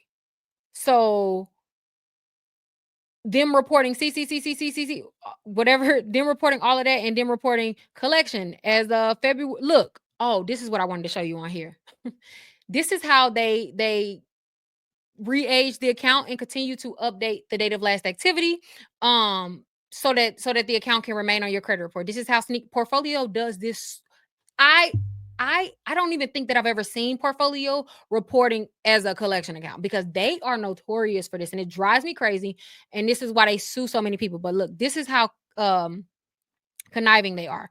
So payment history, they reported this account every month from March of 2023 to February of 2025. They reported this account collection every single month. Off the bat, they may not look alarming. However, what that is doing, that's literally making it seem like this person's credit report, they're making it seem like this account they've had an account go into collections for 2 years. Every month for 2 years straight. And every single time they update any of these fields, anything within our payment history, every time it's updated, the date of last activity changes. Okay? Because the date of last activity is exactly how it sounds. The date of last activity on the account. Activity is considered anytime a payment was made, anytime the account status has changed. Um, and that's it. If Yeah, so if the account status changed, whether the account goes from open to closed, goes from charged off to sold to a collection agency, goes from, yeah, open to close. So anytime the account status changes, or anytime uh there's payment information reported, then that is considered activity. That is what the credit bureau considers activity, right? And every single time that activity date changes, the date of last activity changes. which is why this account, which we can see in this screenshot, this account was placed for collections in 2020, right? In 2020. This account is going to, as of right now, going to stay on schedule until 2028. And I don't have any faith that this was actually placed into collections the day that they said, because based on how they're reporting, I guarantee you they are not reporting this correctly. But just based off the screenshots, that's how they continue to update the date of last activity, extending the time that they have to sue you, extending the time that they're going to be able to collect on this debt. That's illegal. That's re-aging. What is this? This is straight out of the CRRG guide. And these are the sections specifically for collections that are required to be blank. Each of these sections are required to be blank. The cycle identifier needs to be blank. The credit limit needs to be blank. The term frequency needs to be blank. Remember this? Term, is that blank? Is 1 month blank? Is 1 month blank? Absolutely not. So, like, as I stated, yeah, just because it says 1 month, it seems innocent. It seems cool. No, if it's a collection, that field has to be blank. Blank field. You know why? I already said it. I don't got to keep saying it, because you have to have a contract. There has to be a term agreement in place if they are reporting a term. Scheduled monthly payment amount, 0. Which one was? Scheduled monthly payment amount, 0. Where is that example?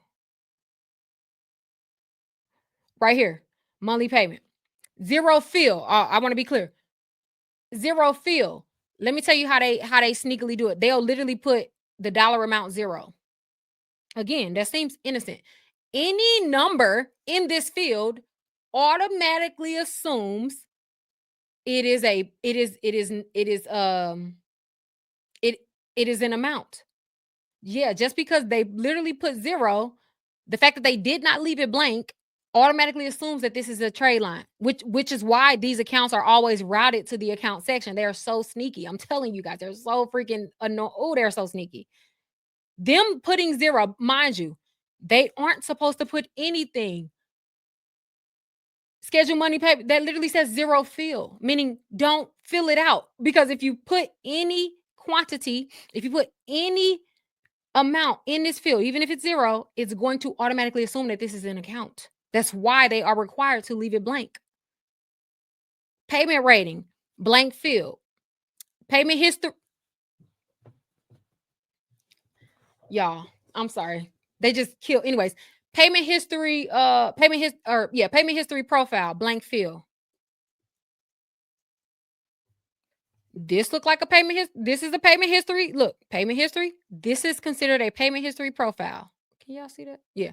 This is considered a payment history profile, guys. So anytime you see January, February, March, April, May, the months, the 24 months history that's required for accounts and not collections, anytime you see that and there's a value in any of the fields, even if it says collections, that collection is reporting as an account. According to the CDIA, the payment history profile is supposed to be blank for collections. No ifs, ands, or buts about it. Collection accounts are not supposed to include a payment history. Collection accounts are not supposed to include a payment history. Look at this. This is a payment history. Why are you reporting all of this information? Whoever this was, I think this is a portfolio, whatever. No, you cannot do that. That is illegal.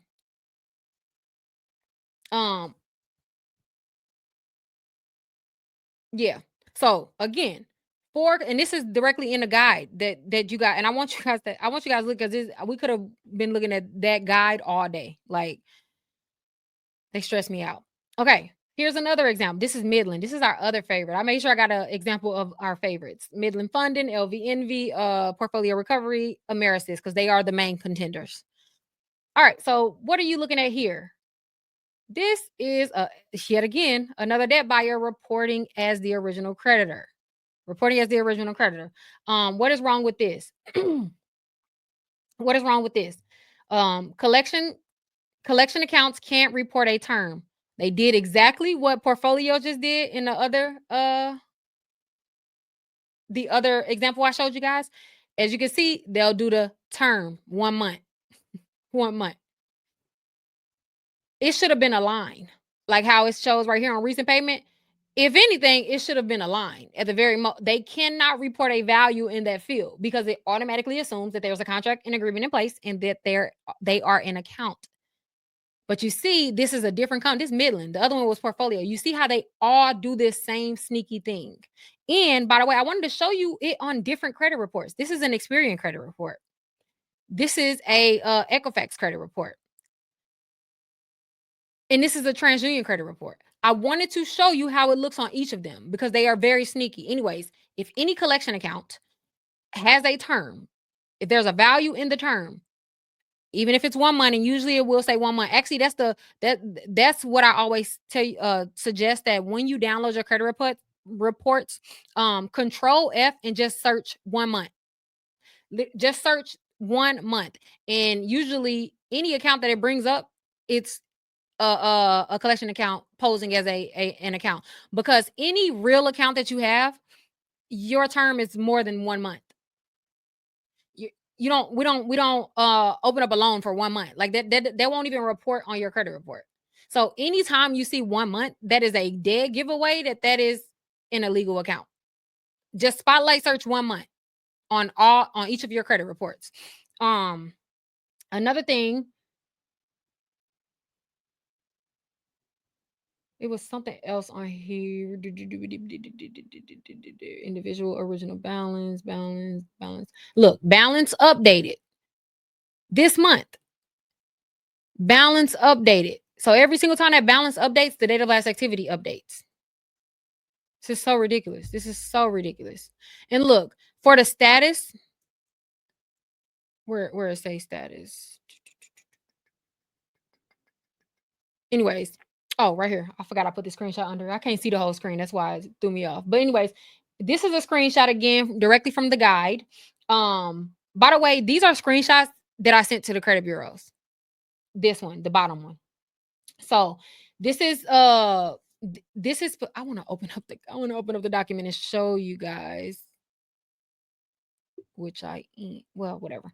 This is a screenshot from the document, but if we have time, I'll go through the document and show you guys a few other things. But anyways, as you can see, this is specifically for debt buyer / collection agencies. As you can see, they group them in the same category because they are the same. They are the same. It says, while all applicable fields within Metro 2 format should be reported, these guidelines provide specific values that apply to who? Debt buyers and collection agencies. These guidelines provide specific values that apply to debt buyers and collection agencies. Okay. So this graph is only for debt buyers and collection agencies. Why is this important? Because in the field of date opened, it says that debt buyers and collection agencies should report for the field as date open. They should report the date the account was purchased by the debt buyer or assigned to the collection agency. So again, the date open should be reflective of when that collection agency or debt buyer received the account, whether it was transferred to them or whether they purchased it. Okay, remember that on collection accounts, the date open should be the day that they received the account. Okay, meaning it shouldn't be the date that you originally opened it with the original creditor, right? It should not be that, because that's not their history to report. Another another thing is, if they're reporting a highest credit or a original loan amount, it says that for debt buyers and collection agencies, so for collection accounts, they only could put the original assigned amount as of the date purchased. As of the date purchased. So where it says original balance, like as you can see in the screenshot, it says 754 as the original balance, which is still the same as the current balance, right? So we know that this person has not made a payment on this collection account, right? If the original balance in the if the original balance and the current balance is different on a collection account, you need to ensure that that they are not reporting the balance that you owed the original creditor at the time, that the account was open. And then another thing, term frequency, blank field. Again, the same thing as I just showed you on the other screenshot. For terms specifically on collection, they cannot have a value in there. They cannot, because it will, every time they even put a one, again, it will automatically reroute this account to the account section because it assumes that they are your lender, which they are not, and then these are different other guidelines when it comes to collection agencies and debt buyers. Which is the account status. And it just says that basically for collection accounts, it really should only be reporting as opened or closed. Like, did you pay it, or did you, or it could say paid, or unpaid. So like it only should report the payment status. As you can see, this is showing collection account $754 past due as of February 2025. I'm sorry. How is it considered past due? And I don't have a due date with you. Again, another sneaky way that they will try to report as the original creditor. Anyways, and as you can see, the CDIA specifically said, again, this is for debt buyers and collection agencies because they are one in the same. It didn't say debt buyers and lenders. No, they are not grouped with your lenders. I hope I've made that incredibly clear because again, it is a difference. um yeah, yeah. That yeah. And then hold on, I wanted to show you guys. Lord, my freaking throat. I think I'm like getting congested, getting a cold. Oh, I gotta put it over here.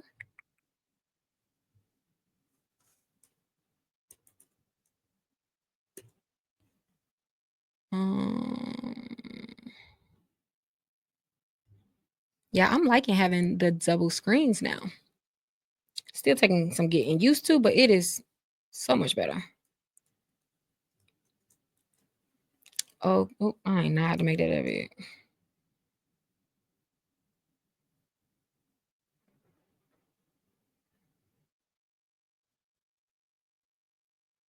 By the way, again, I wanted to include this guy because it's so good, especially for every type of account. Like, for example, if you have a child support account, if you have an installment loan or line of credit, it goes through the guidelines. Make it a little small.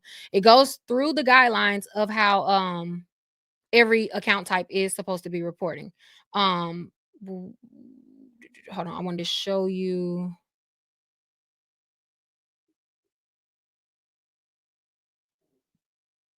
Okay, look.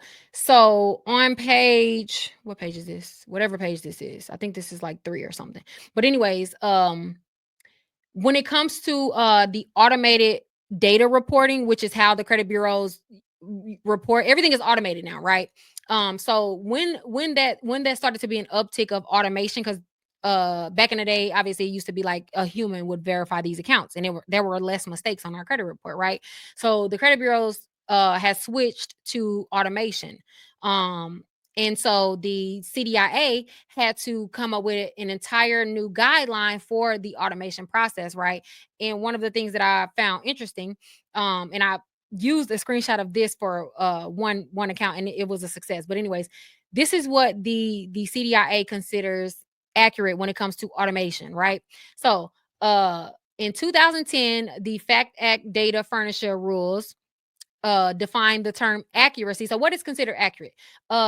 To mean that information that a furnisher provides to a consumer reporting agency about an account or other relationship with the consumer correctly, right? So that means that it needs to reflect the terms of and liability for the account or relationship, reflect the consumer's performance, hold on, reflects the consumer's performance and other conduct with respect to the account or other relationship, and identifies the appropriate consumer. Um, so if the furnisher is reporting a improper relationship between myself as a consumer and them as a company, it is automatically not considered accurate. Okay. Therefore, again, I keep driving this point home, and I'm sure you guys get it by now. But if they are lying about the relationship that you have with them, then it is automatically not considered accurate, according to Metro 2. According to Metro 2, if they are lying about the relationship, meaning a collection agency is posing as the original creditor. If they are lying about the relationship, then the account off bat doesn't matter what else is included. It does not matter how much you owe them. It is not considered accurate, guys. They have to reflect your identity accurately. So if it's not your account, then it's identity theft. It's not yours, right? And also they have to reflect the relationship accurately. That's why that particular thing is so important. Because if they are lying about the relationship, nothing else matters. Nothing else matters with what they are reporting. You don't have to trust them. You don't have to give them another chance to get it right. Because the very fact, because that's an intentional thing. They have to intentionally misrepresent their relationship in order to do that. Therefore, you don't have to wait the 60 days and go multiple. You don't have to do that because they are guilty as charged the second that you spot it. I'm not sharing this outside the community, and please, y'all, don't share this outside of the community because I didn't even watermark it, which I was supposed to. Like actually the person told me to like change it a little bit. This don't go outside Credit Academy community because I forgot to do that, and yeah, um, I was gonna show y'all something. It was something else.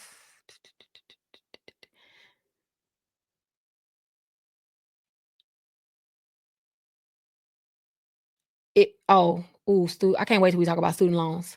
I can't wait till we talk about student loans, by the way. But I ain't going we ain't talking about that today.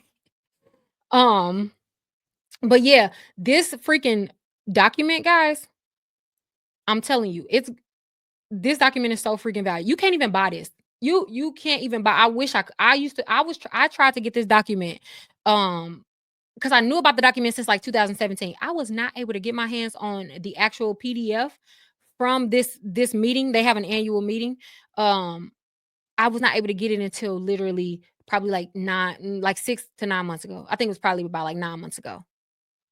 W- Yo, this changed the game for me because when you see what they are required to report, then you know what to specifically target when you are disputing, and you know what like no more of that. Oh, it's a frivolous dispute, and oh no, we investigated it and determined that it was accurate and verified. I'm sorry, what? How you determine that it was accurate when Midland Funding is reporting as an account? According to the CDIA and Metro 2 compliancy, them misrepresenting our relationship completely makes this account inaccurate. And according to the FCRA, I as a consumer am entitled to an accurate credit report, a complete credit report, a up-to-date credit report. They have violated all of those consumer rights off bat. Delete it or you're getting sued. Delete it or you're getting sued. And it really is just like as simple as that. Um, oh, that's what I wanted to pull up the download. But wait, it was something that I wanted to show you. We're gonna have to do a live where we literally just go through this document, by the way, because this I love this document so much. Like I just love it.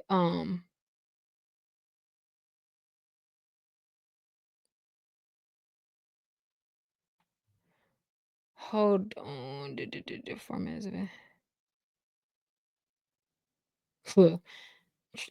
Metro 2 format is available through the CDIA in 3 convenient locations: in-person training, a self-directed e-course, and topic-based webinars.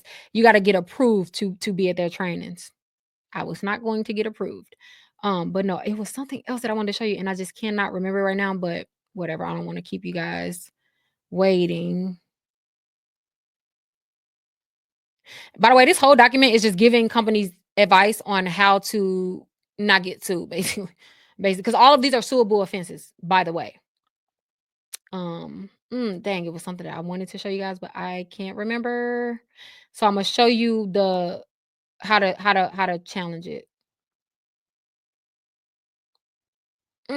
Watch, Imma remember as soon as I get off live, and it's going to make me so mad.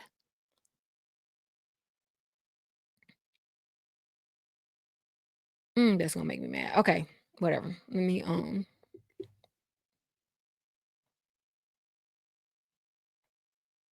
I didn't mean to do that. Hold on, y'all.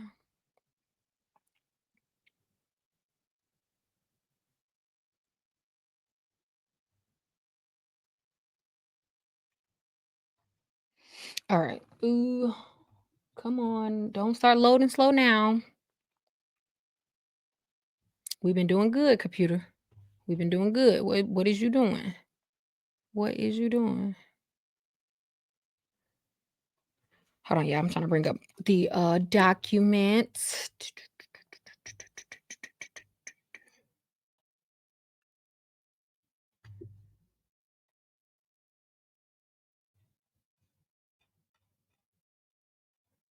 All right.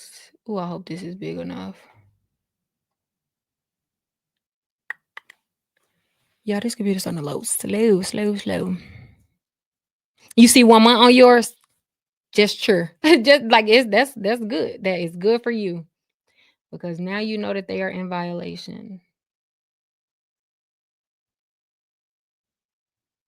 Now you know that they are in a violation. Where?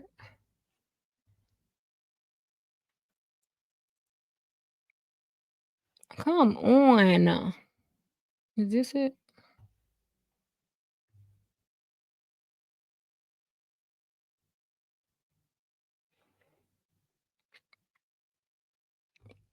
I hate when I say something on my laptop and it just doesn't show up the same. It's all good though. It was, hold on, y'all, because I do want to show.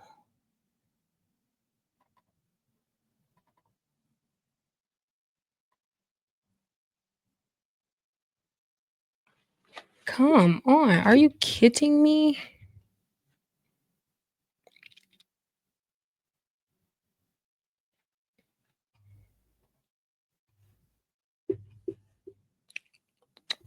I'm trying to pull up the y'all will get the entire document, but I wanted to I had I had a quick reference guide for the dispute process without having to go through the full document. And I'm trying to find where I put it. I didn't want to have to go through the freaking whole document. Come on.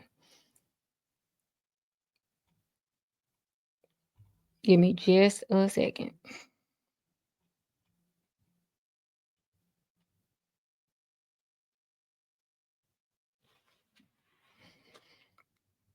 By the way, it's the downloadable, I guess, or full the downloadable. We'll call it the downloadable.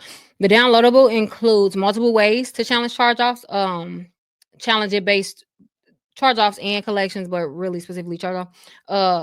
Challenge it based on the Truth in Lending Act, which is that's specifically for charge-offs that were updated, like the balances were updated after the account was charged off.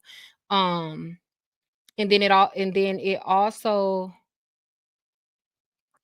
includes how to challenge it based on the scenarios that we were talking about today, like Metro 2 compliancy.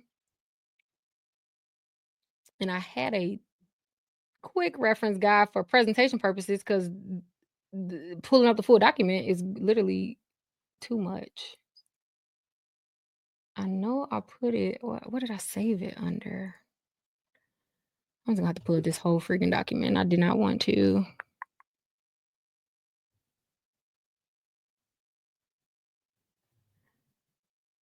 Mm,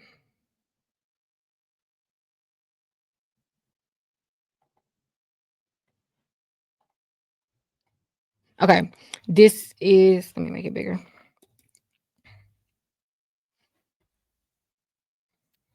The problem with two screens is I'll be losing the screen. I'm like, where did y'all go? I don't even know where the browser is. Where the heck are y'all?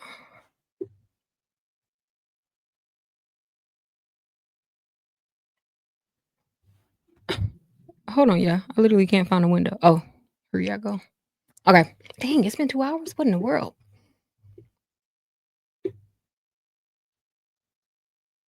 Alright, so alright. So as you can oh, yeah, I'm not looking at the screen. Freak.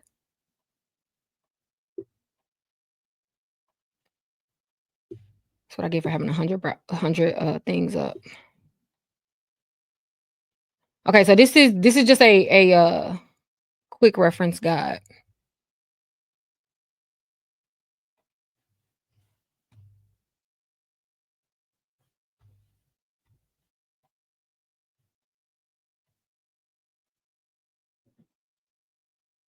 It's loading. Hold on, guys.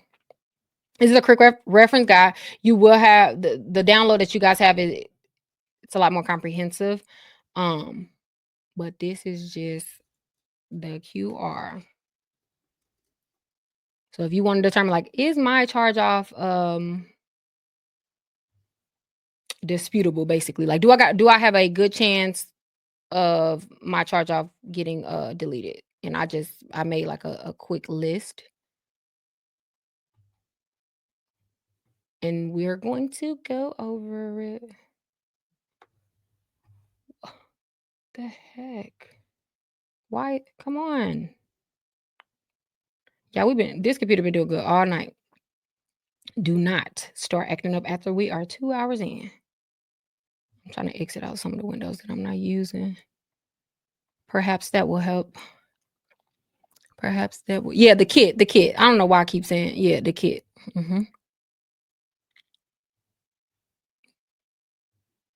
The kit.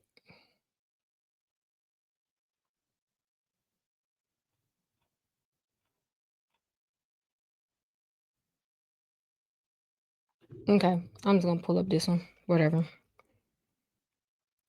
Cause patience is running thin. All right, got it now. Promise, I got it. Share screen, window, and make it bigger.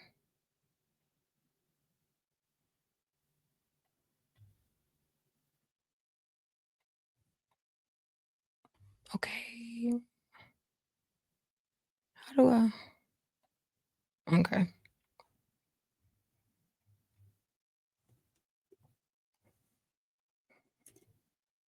Mm. I was trying to make it smaller. Okay. This is the Lord. Lord. I can't wait to get some tea.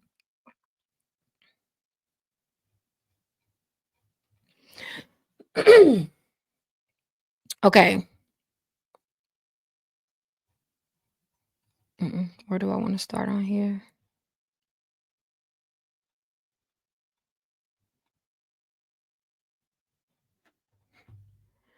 Yeah, I know the only thing I hate about when I create something in like, because I create in Google Docs and then every time I transfer it to like pages or something, I don't like how it does my formatting. It just annoys me so bad. But uh skip the formatting. Um dang man, you can't even, like why do it do things like this? Like how do I correct that? Anytime I turn ugh, anyways.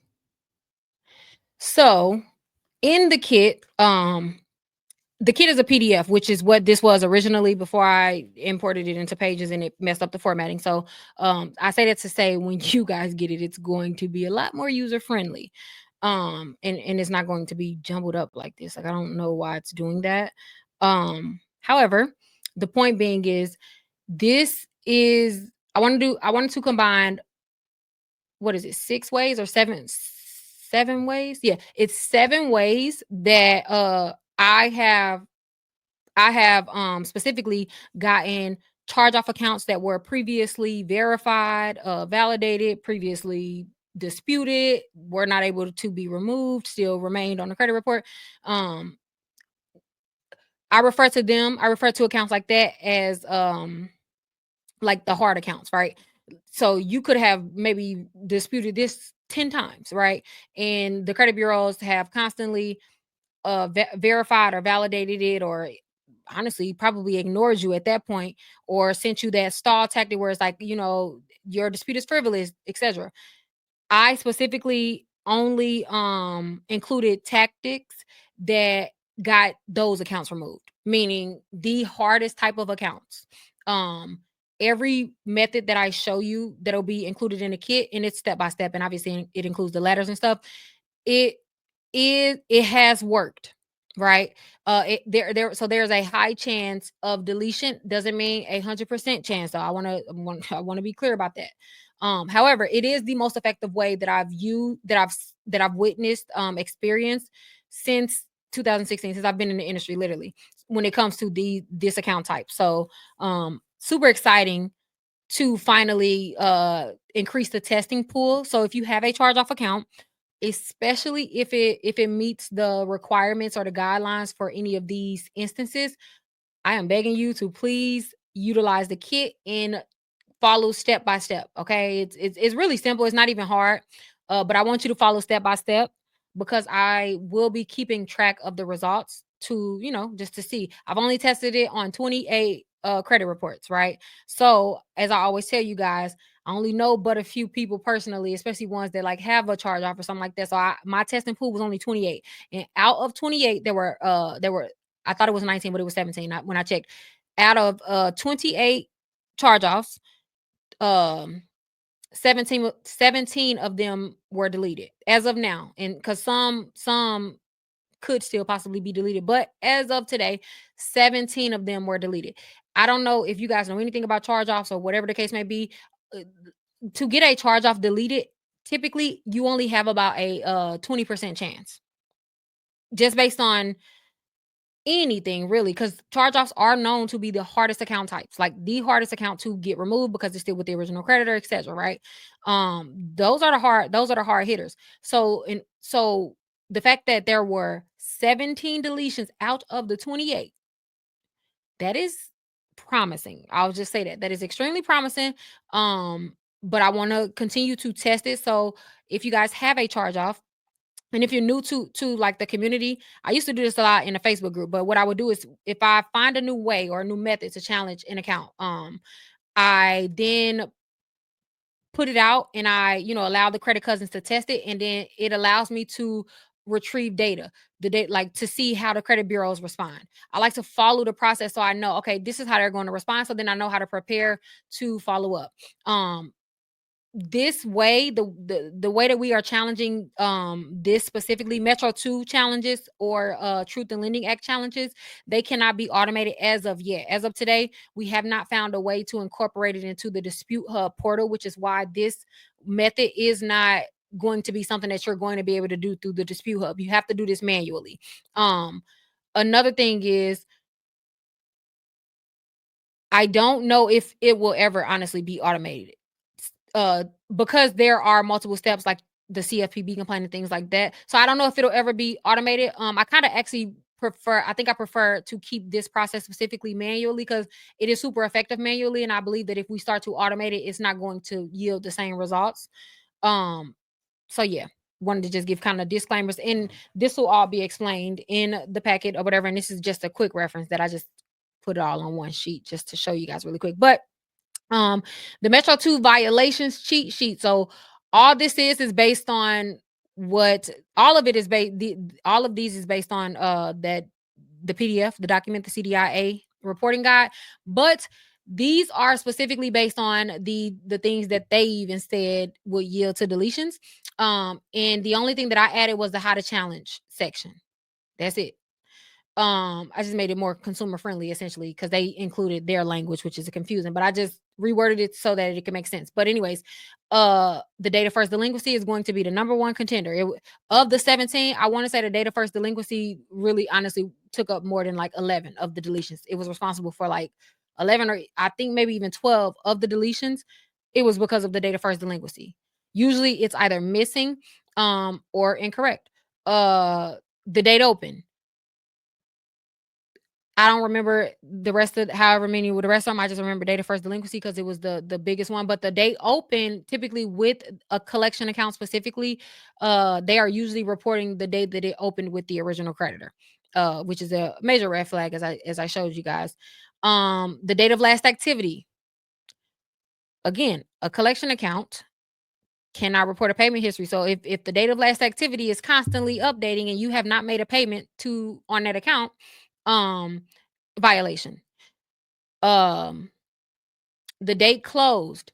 If a charge off is not being reported as closed, if a charge off is reporting as open, challenge, red flag. Original delinquency date, which is the date of first delinquency. The collection agency cannot change this. Nobody can change it. That date cannot change. I know someone asked like, how do we? I think she said identify the date of first delinquency in the actual kit. I included not only screenshots but specific wording on how to identify that. Um, so I don't want you guys to again think that this is the full. This is just the reduced version for timing because we already are super over time. But I can promise you the kit, it's no you can't mess up. Like literally you cannot mess up. When I tell you it's step by step, it's look at this account. Look at your collection account. I need you to check this. I actually included a checklist. Like go down the line and I want you to check this. It's going to take maybe 5 minutes looking at each report, each collection, each charge off, and I need you to go down the list on every single one. And I don't know why I didn't. Did I include that in here?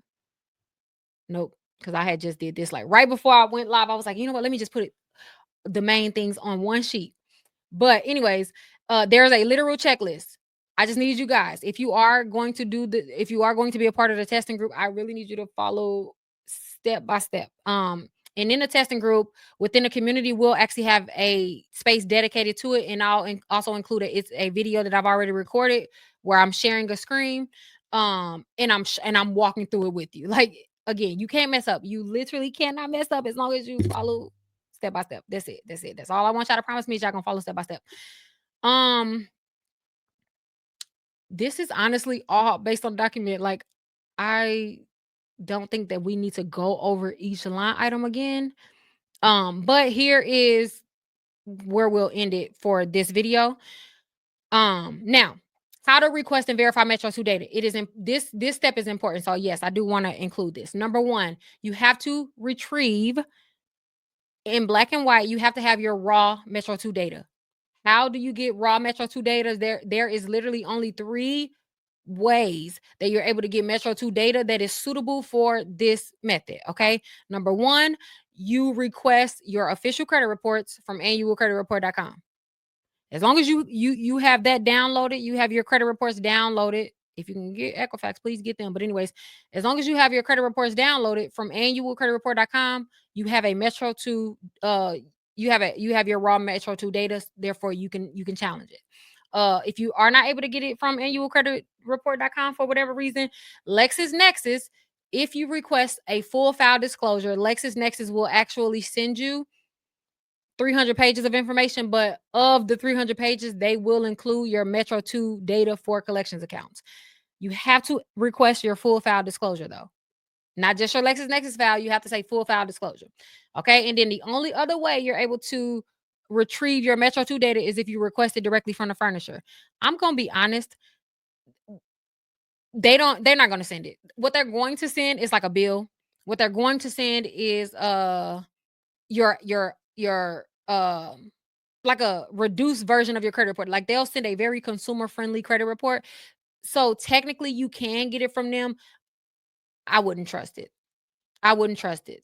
Maybe some companies will go ahead and send the raw data, but most of the times they're not. They're not. They're not. So just get it from annualcreditreport.com. And if you're not able to get it from there, get it from LexisNexis. And yeah. Okay.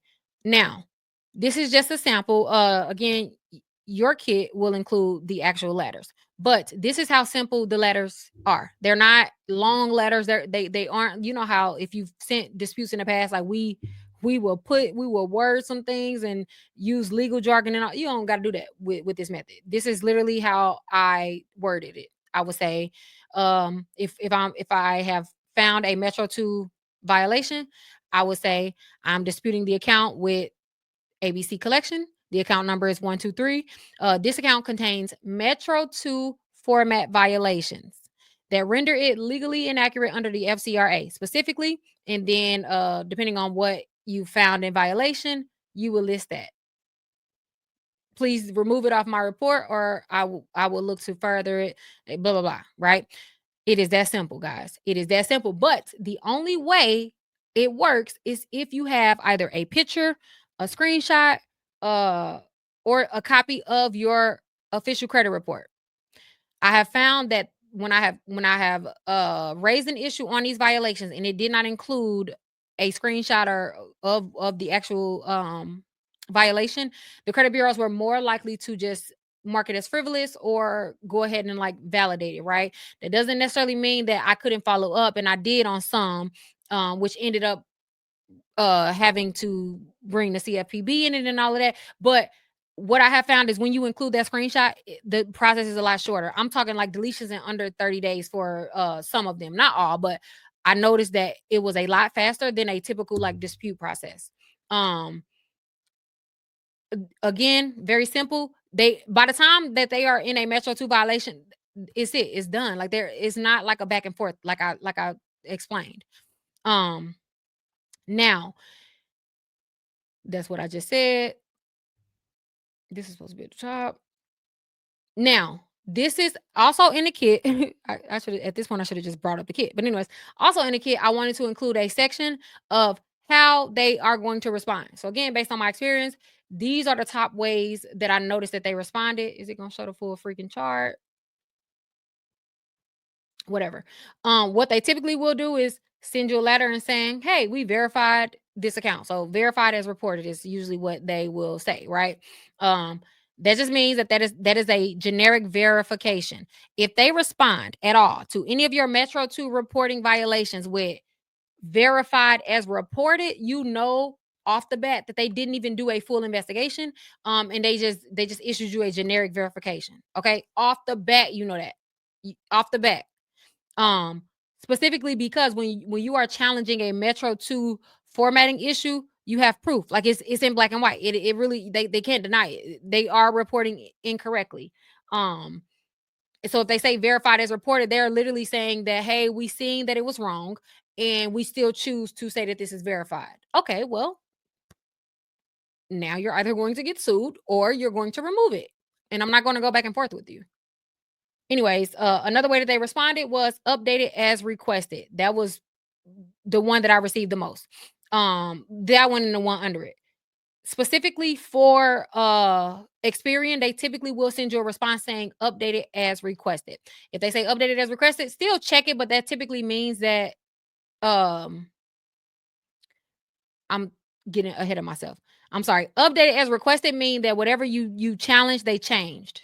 They changed. They updated your report. So if it was let's just say they was reporting the wrong balance, right? And you bring it to their attention, they can update balance. They can update account status, right? The one that they can't just simply reply back and say updated as requested is, like I said, when they are lying about their relationship or when they are lying about your identity. Because again, according to the CDIA, that is automatically considered inaccurate. They can't lie about the relationship and they can't lie about your identity. So if they're caught doing one of the other, they don't get the chance to update it. Okay. However, if it is just simply the a balance, technically speaking, they can't update it because they can always say, well, that was a mistake. We can update it. Right. The difference is intention. A balance very well can just be wrong because of a reporting error. The relationship, oh, you have to intentionally lie about that. That's the difference, right? Again, the other thing that I saw was deleted due to database error. That was from TransUnion. I have found that TransUnion, as I always compliment them, but they are number one, they're really good with reporting, and you are going to find the least amount of inaccuracies on TransUnion, right? However, when TransUnion is called out for according to Metro 2 specifically, they didn't really give me a fuss. They didn't try to even defend it most of the time. They literally reply back the fastest, sometimes a lot of times rather over email. which was weird, but they literally will say deleted due to database error because they recognize how they recognize number one that violation and how expensive that like they're not going to play with that because it is a actual violation and they can be sued. And they know that if you specifically are pointing out these things, then you have to know something. You have to know a little something because the common consumer, we don't know these things. We're not taught these things. They try to keep it from us, right? So if you are specifically having the language of no, this is in violation of Metro 2, etc.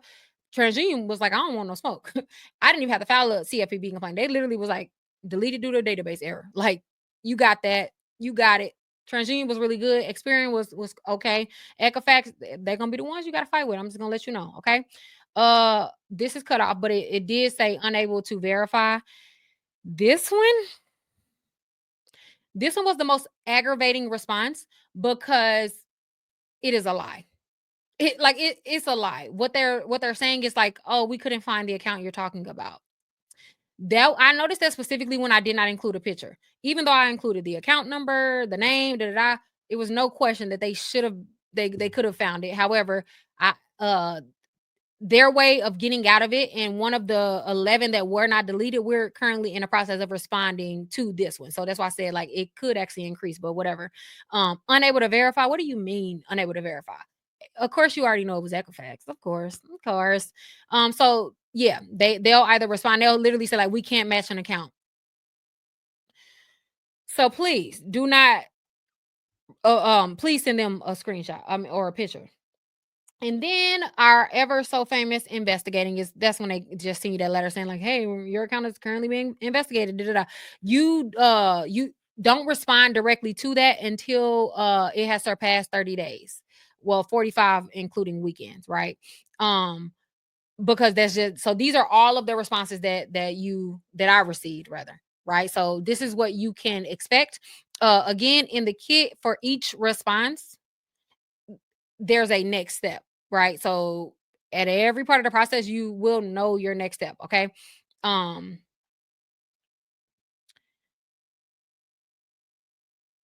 Again, documentation needs to be included with Metro 2. A copy of your credit report. You can take a picture, you can scan it, you can or a LexisNexis report. Make sure you have documentation. That's super important with Metro 2. Because look, oh, that's what I meant to say. That's what I meant to say. It is so important that you download an official copy of your credit report before you challenge anything with Metro because what they will try to do is update the information or fix the information rather.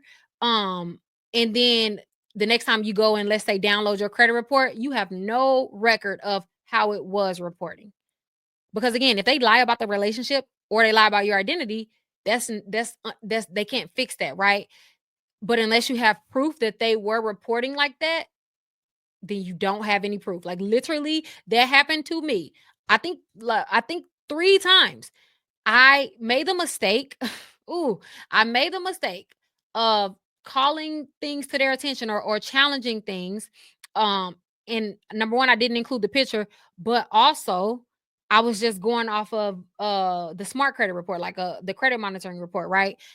Big mistake. Big mistake. Don't do it because oh my goodness freaking portfolio was the one that did it. They peed me off so bad because again they were reporting how I showed you guys, but then next thing you know, I go and download another copy of the report. Do y'all know that they in the collection? Now they in the collections section. I was livid. I was so livid. So please, it is so important. Make sure you download your report before you say anything. Because I'm telling you, companies don't want to pay, right? Like they know that they are in violation, they know that they're guilty. They will try to hide their hands. I'm telling you. Ouch. Um, what else? Oh, again, remember they can't lie by your the relationship or the identity. Um these are relationship these are the identity or ownership rather I should say ownership errors because it's not just necessarily that they had the wrong person, right? I want to stress that. If they have something as simple as the account ownership wrong, which happens so much with credit cards. With credit, if it was a credit card and it's now charged off, if the account on for example, let's say it was a co-owned account or whatever the case, they a lot of times they'll have the account ownership wrong. They'll have the account ownership wrong. If it was a joint account, but I mean, if they're reporting joint account, but it was individual, that's considered a ownership liability, an ownership error, right? Um, oh, portfolio type. Also considered, according to CDIA, as an ownership error, which is the incorrect type of debt. So it is, if they're reporting a loan as a, or I'm sorry, if they're reporting if they are reporting an installment as a revolving account, immediately no, immediately no, right? Consumer information. Obviously, if they don't have your correct information, then that's a challenge. I mean, that's a dispute. Uh, Multiple reporting, which is double jeopardy. So if the collection agency is reporting a balance and the charged off account is reporting a balance, double jeopardy, immediate deletion. Uh, yeah. Let me see what else I want to fit or name. So I go down the list as you can see here. I go down a list of each category of the things that are wrong, uh, how it's typically wrong, and how to challenge it. And then in the kit, it will have a step one. Do this, step two. Yeah. Because I don't think we have to go over all of these. We are way over time. Let me see if there's anything else that I want to mention prior. Oh, and there's one other way, which is using the Truth in Lending Act to challenge the charge off. And like I said, that specifically are only concerning charge offs that the balance has increased after the account was charged off. They've added interest, they've added attorney fees, and all of that. There's a specific way that you need to challenge that, and that's based on the Truth in Lending Act. Which until this method, until I started doing it this way, I've never ever used the Truth in Lending Act to challenge anything on our credit reports. So I was very pleased to find out how effective that was. And how often, by the way, this is really the accounts that I found, without a doubt, the most relevant to the TILA method are repossessions. Re freaking possessions. And I did a repossessions webinar last year, but that I didn't include this method because I wasn't doing it at that point. Y'all, if you have a repossession, my goodness, the chances of them adding illegal fees after the account was repossessed are probably like 90%. I'm probably being facetious, but like it was almost every single repossession that I've seen. This it literally they illegally added fees, right? So the TILA method is my favorite for repossessions, right? Repossessions. But other than that, Metro 2 compliancy, challenging the Metro 2 reporting was the most effective charge off dispute ever that I've ever done, ever witnessed, ever experienced. Like it was awesome. And so this is just a example of how the entire kit is, because I started it and I didn't have enough time to finish it. The quick guide. So it'll literally be step by step, like literally step one, identify the like step by step, guys. I'm telling you, you cannot go wrong. You cannot go wrong. All right. I didn't say it enough. Let me check you guys' questions. Oh, what are we doing? Wait. No. How to. All right. Okay. Let me make this bigger, child. Y'all know I'm blind. Okay. All right. So hold on, let me end it and then I'm gonna do the Q&A. All right, so that is all for our week 3 Metro 2. Well, let me start. So that is it for week 3 of Credit Bootcamp. Today we discussed how to properly, well, number one, we discussed how charge-offs, collections, and different account types are required to report. Based on the statutes and also our consumer rights, there is a standard and there are guidelines for how each account type is supposed to report, and also what each account type is not supposed to report like. what is considered a violation according to our Metro 2 guidelines, and also our consumer rights. So we discussed that today. Uh, and then next week, we are going to go over third party reporting agencies, their role in the dispute process. How will you identify or know when to contact them or when to challenge their reports, and what they affect in your life, which is surprisingly a lot. Like the third party credit reporting agencies are the hidden stalkers, is what I like to call them. And they are the anchor to a lot of things as well. So we'll talk about them next week. Today we were just discussing the account section of our credit report, which is namely trade lines and collection accounts. So I hope you guys are able to identify the differences between the two, why a collection is not a charge off, or I'm sorry, why a collection is not an account, and etc. But yeah, so I will see you guys next week for week 4 of Credit Bootcamp, and we're going to discuss the third party reporting agencies. Bye bye. All right, I'm gonna cut it off right there, but I'm not gonna actually end it right now. I'm gonna do the Q&A, but I didn't want to include that in the recording. Oh, sheesh, 3 hours is crazy. Let me write down the timestamp so I know when to edit it out.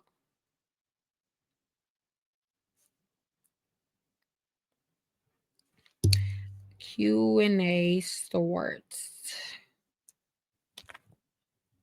Okay. Yes, the kid will be available tomorrow. Well, because I was gonna, yeah. When by the time the replay is available, which usually only takes a few hours, you guys will see it in the community. Yeah, the kid has way more than I'm showing you on that. Again, I was just trying to do something cute for presentation purposes at the last minute. But yeah, the kid is, I don't even remember how many pages, but it was a lot of pages. So we will, where do you see the date of first delinquency? I wish I could pull up a credit report, but I didn't block it out.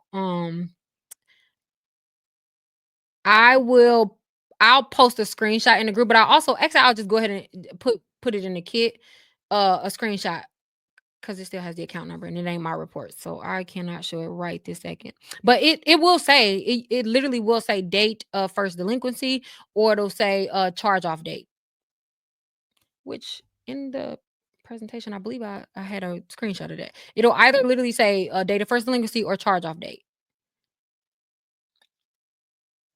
You don't need a printer. You don't need a printer. When I say include like a picture or a screenshot, you can include it like, on a computer, like paste it in the document. Oh, well, I guess you do need to print it or print out the documents. Girl, you better go to Office Max or something. It's like what, a quarter a page or something? Maybe it's even cheaper. Go to Office Max. A lot of people will go to like Office Max, but printers are only $20. Yeah, printers are extremely affordable. A good old HP printer you can get for under $30 on Amazon or even Walmart. It's really good to have a printer. I highly recommend you guys get a printer. By the time you pay for all those pages at Office Max, you could have literally bought a printer, and it comes with ink. Um, Remind me again what's considered lying about. Oh, I don't got it up no more. Freak. Anything. It's not. I don't want to oversimplify. I have a list in the kit though, but it's literally like these are the things that are identity related. The packet will be located in the Credit Academy community. You know what? I'll show you guys that because I actually should have included that only because I have that website up right now. I'm gonna show you exactly where it's gonna be, so nobody, so no one is confused. All right, so this is exactly where it's gonna be, y'all.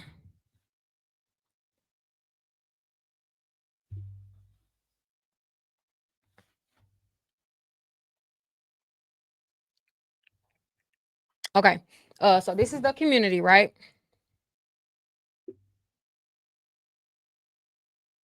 Every time I share my screen or switch screen, I lose y'all screen, so I be getting confused. Okay.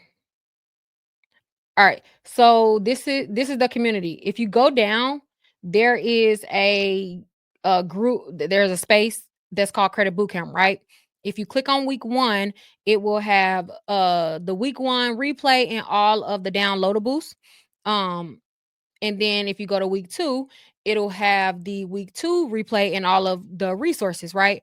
So on week 3, which you guys can't see because it's hidden as of now, because I haven't made it go live. It's scheduled to go live tomorrow. But anyways, it will be under this thing, under this moniker. So it'll say week 3, it'll have week three's replay, and then it'll also have additional resources. Under the additional resources, like if you click right here, you are able to download you see, like this is the personal information kit because that was relevant to last week. Okay. So it'll be right here. It'll be right here, and then it'll also be other resources. By the way, if you guys have not downloaded the resources from week 1 and week 2, they are still available. And also, if you go and visit these spaces for every week, for every credit boot camp, I make sure that I include informationals, graphics, so like to re-explain or reiterate basically what we discussed that week so that you can have like a quick reference. I love a quick reference or whatever. I know you guys are not going to want to watch like the whole 3 hours and stuff like that over, and that's understandable. And also, we this is what we just started including as of last week. So not every webinar will have this as of yet, but we started to include timestamps because I realized I talk a lot. And my poor assistant literally has been watching every single webinar that I've done, and she has been stamping them. By the way, if you go to the replay vault, which is right here, we have full webinars. So, for example, challenging third-party reporting agencies. What's this? Challenging personal information. If you have a bankruptcy, this is the bankruptcy webinar. They will all eventually have this, but this is what I was saying that we are currently doing, which is doing the webinar overview and also identifying key points, but also like timestamps, right? Um, yeah, right. So that's in the replay vault. So make sure you are visiting the replay vault. And by the way, if for example, like this is the bankruptcy, or no, that's personal information. This is the bankruptcy webinar, right? Make sure you scroll down because look, this is the resources, which you probably should put that at the top. If you click this, it's going to take you to a child, I'm drawing a blank. Oh, a Google Drive, the Google Drive, so that you can download the whatever the coincided kit that goes along with the presentation, right? So if you were challenging third parties, yeah, I don't got yeah, get what I'm saying. I be feeling like I be over explaining for no reason. But yeah, make sure you guys scroll down and or actually just visit the replay vault and the members files and all of that. Like the members files has files like different dispute letters, different the dispute kit, I mean the eviction kit, all of that. And it will take you to the Google Drive, right? So yeah, week 3 will be right under week 2 and it'll be just like this. Just like this. The only thing that's holding it up is I have to wait until this webinar processes so I can connect the link. So it's always ready within 24 hours of whenever the webinar ended, okay? So yeah, make sure you guys go and visit. Yeah, I like it way better on desktop. I cannot stand it on what's the call on the phone. I like the community way better on desktop, but then I was like, dang, I know most 90% of people in here only have seen it or experienced it on their phones, but I'm like, I just wish that computers were in again. Yes, the credit bootcamp will be available tomorrow. I usually allow it to process overnight, and by the morning, it's usually done. Usually. Y'all can't see all that on phone? I'm actually hardly ever in the community on my phone unless it's like in the middle of the night and I woke up. I always am on it on the computer. That's why I be forgetting that I be forgetting that it's a difference between the computer and the phone and how things look.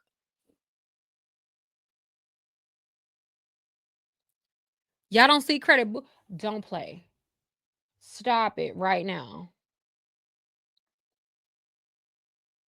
Oh, you know what? I forgot. If you did not RSVP to the event, it's not going to automatically show you. I forgot I had put that setting. I had put that setting. You know what? Let me just go ahead and take off that setting. But I wanted to make pretty much make everybody like watch the webinar before they're just downloading the downloadables, because then they're gonna be confused and then they're gonna mess up my data. But let me go ahead and change it. So if you didn't like RSVP to the event, it's not gonna show you that. That's what it was. How do I change? How do I get back? Customize. Yeah, because it's hidden. It's hidden from the sidebar. I freaking forgot. My bad. Okay, let me just go ahead and change that. I can't control who and when people see it. Okay. All right. I'm changing it, y'all. Y'all, I forgot that I had put that setting on.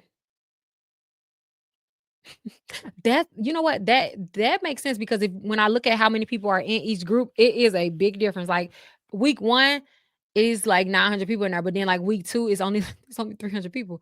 That's why. Oh my goodness, this whole time. I'm actually glad y'all said something, because I would have never known. That is just so funny to me. I don't know why.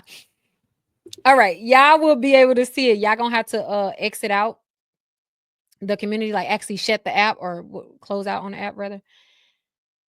And y'all will see it in every bit of like 30 seconds. Hold on.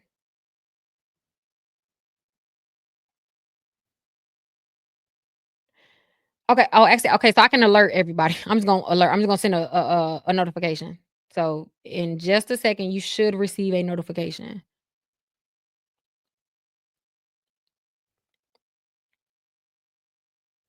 You gonna actually let me know if y'all receive a notification, because I am curious if it works how it tells me.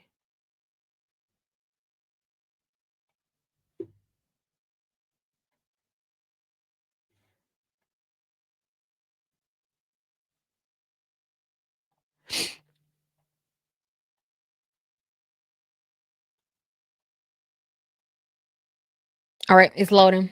It's a bulk action, so it usually takes like 30 seconds or so. And let me know when y'all first get it. Let me know if it comes up as a let me know if it comes up as a notification, or oops, or within the app.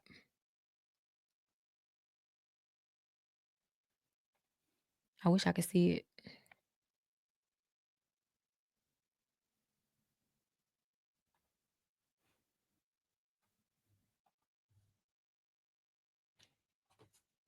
Let me know as soon as y'all get it. I want to know. I want to see how fast it comes.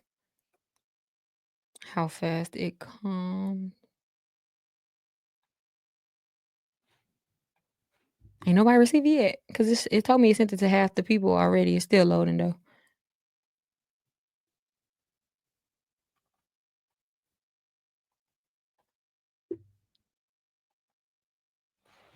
Did y'all get a notification?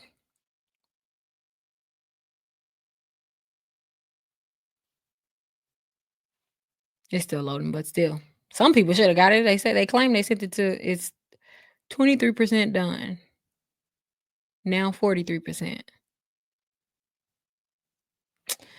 Wait, I want to stay on here until y'all get it. It's still going though, but because they be telling me, they be making it seem like it just gets sent out immediately. That's so a good question. So she said, "Are we looking for an email or a notification?" That's what I want to know. That's what I want to know, because